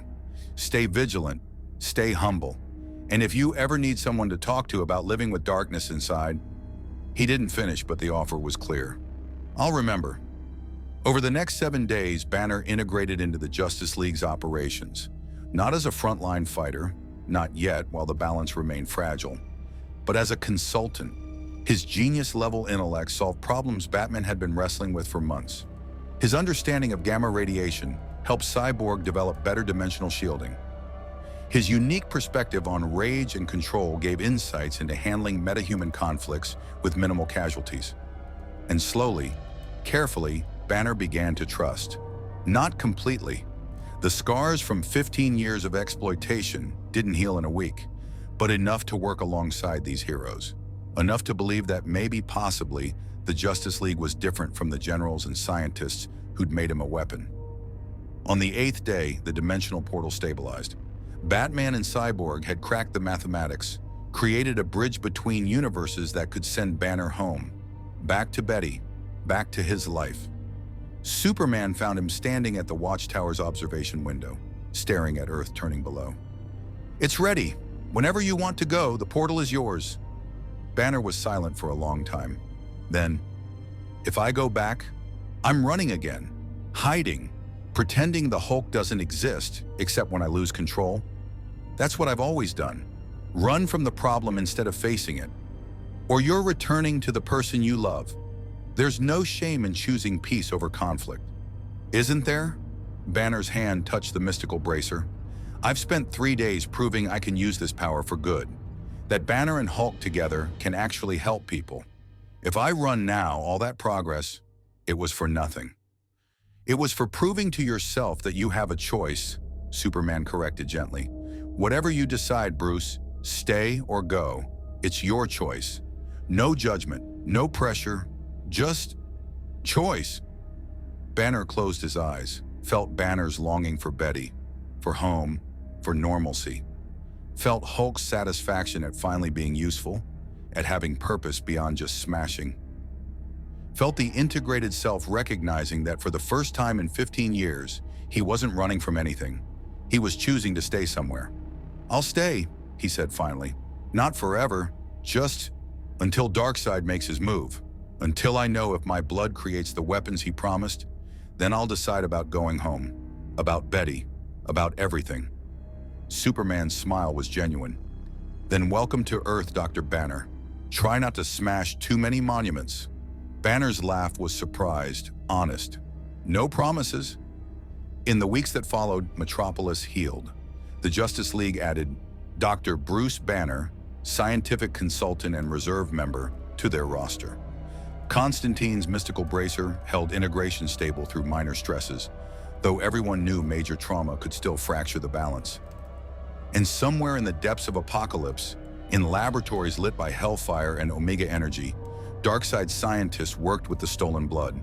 Attempted replication, failed, tried again, failed again. Because gamma radiation from another universe didn't play by this reality's rules. Couldn't be simply copied or weaponized, required the specific trauma, the specific transformation, the specific choice that had made Bruce Banner into the Hulk. Required, in short, what couldn't be replicated. A man desperate enough to become a monster to survive, and a monster compassionate enough to become a man to protect.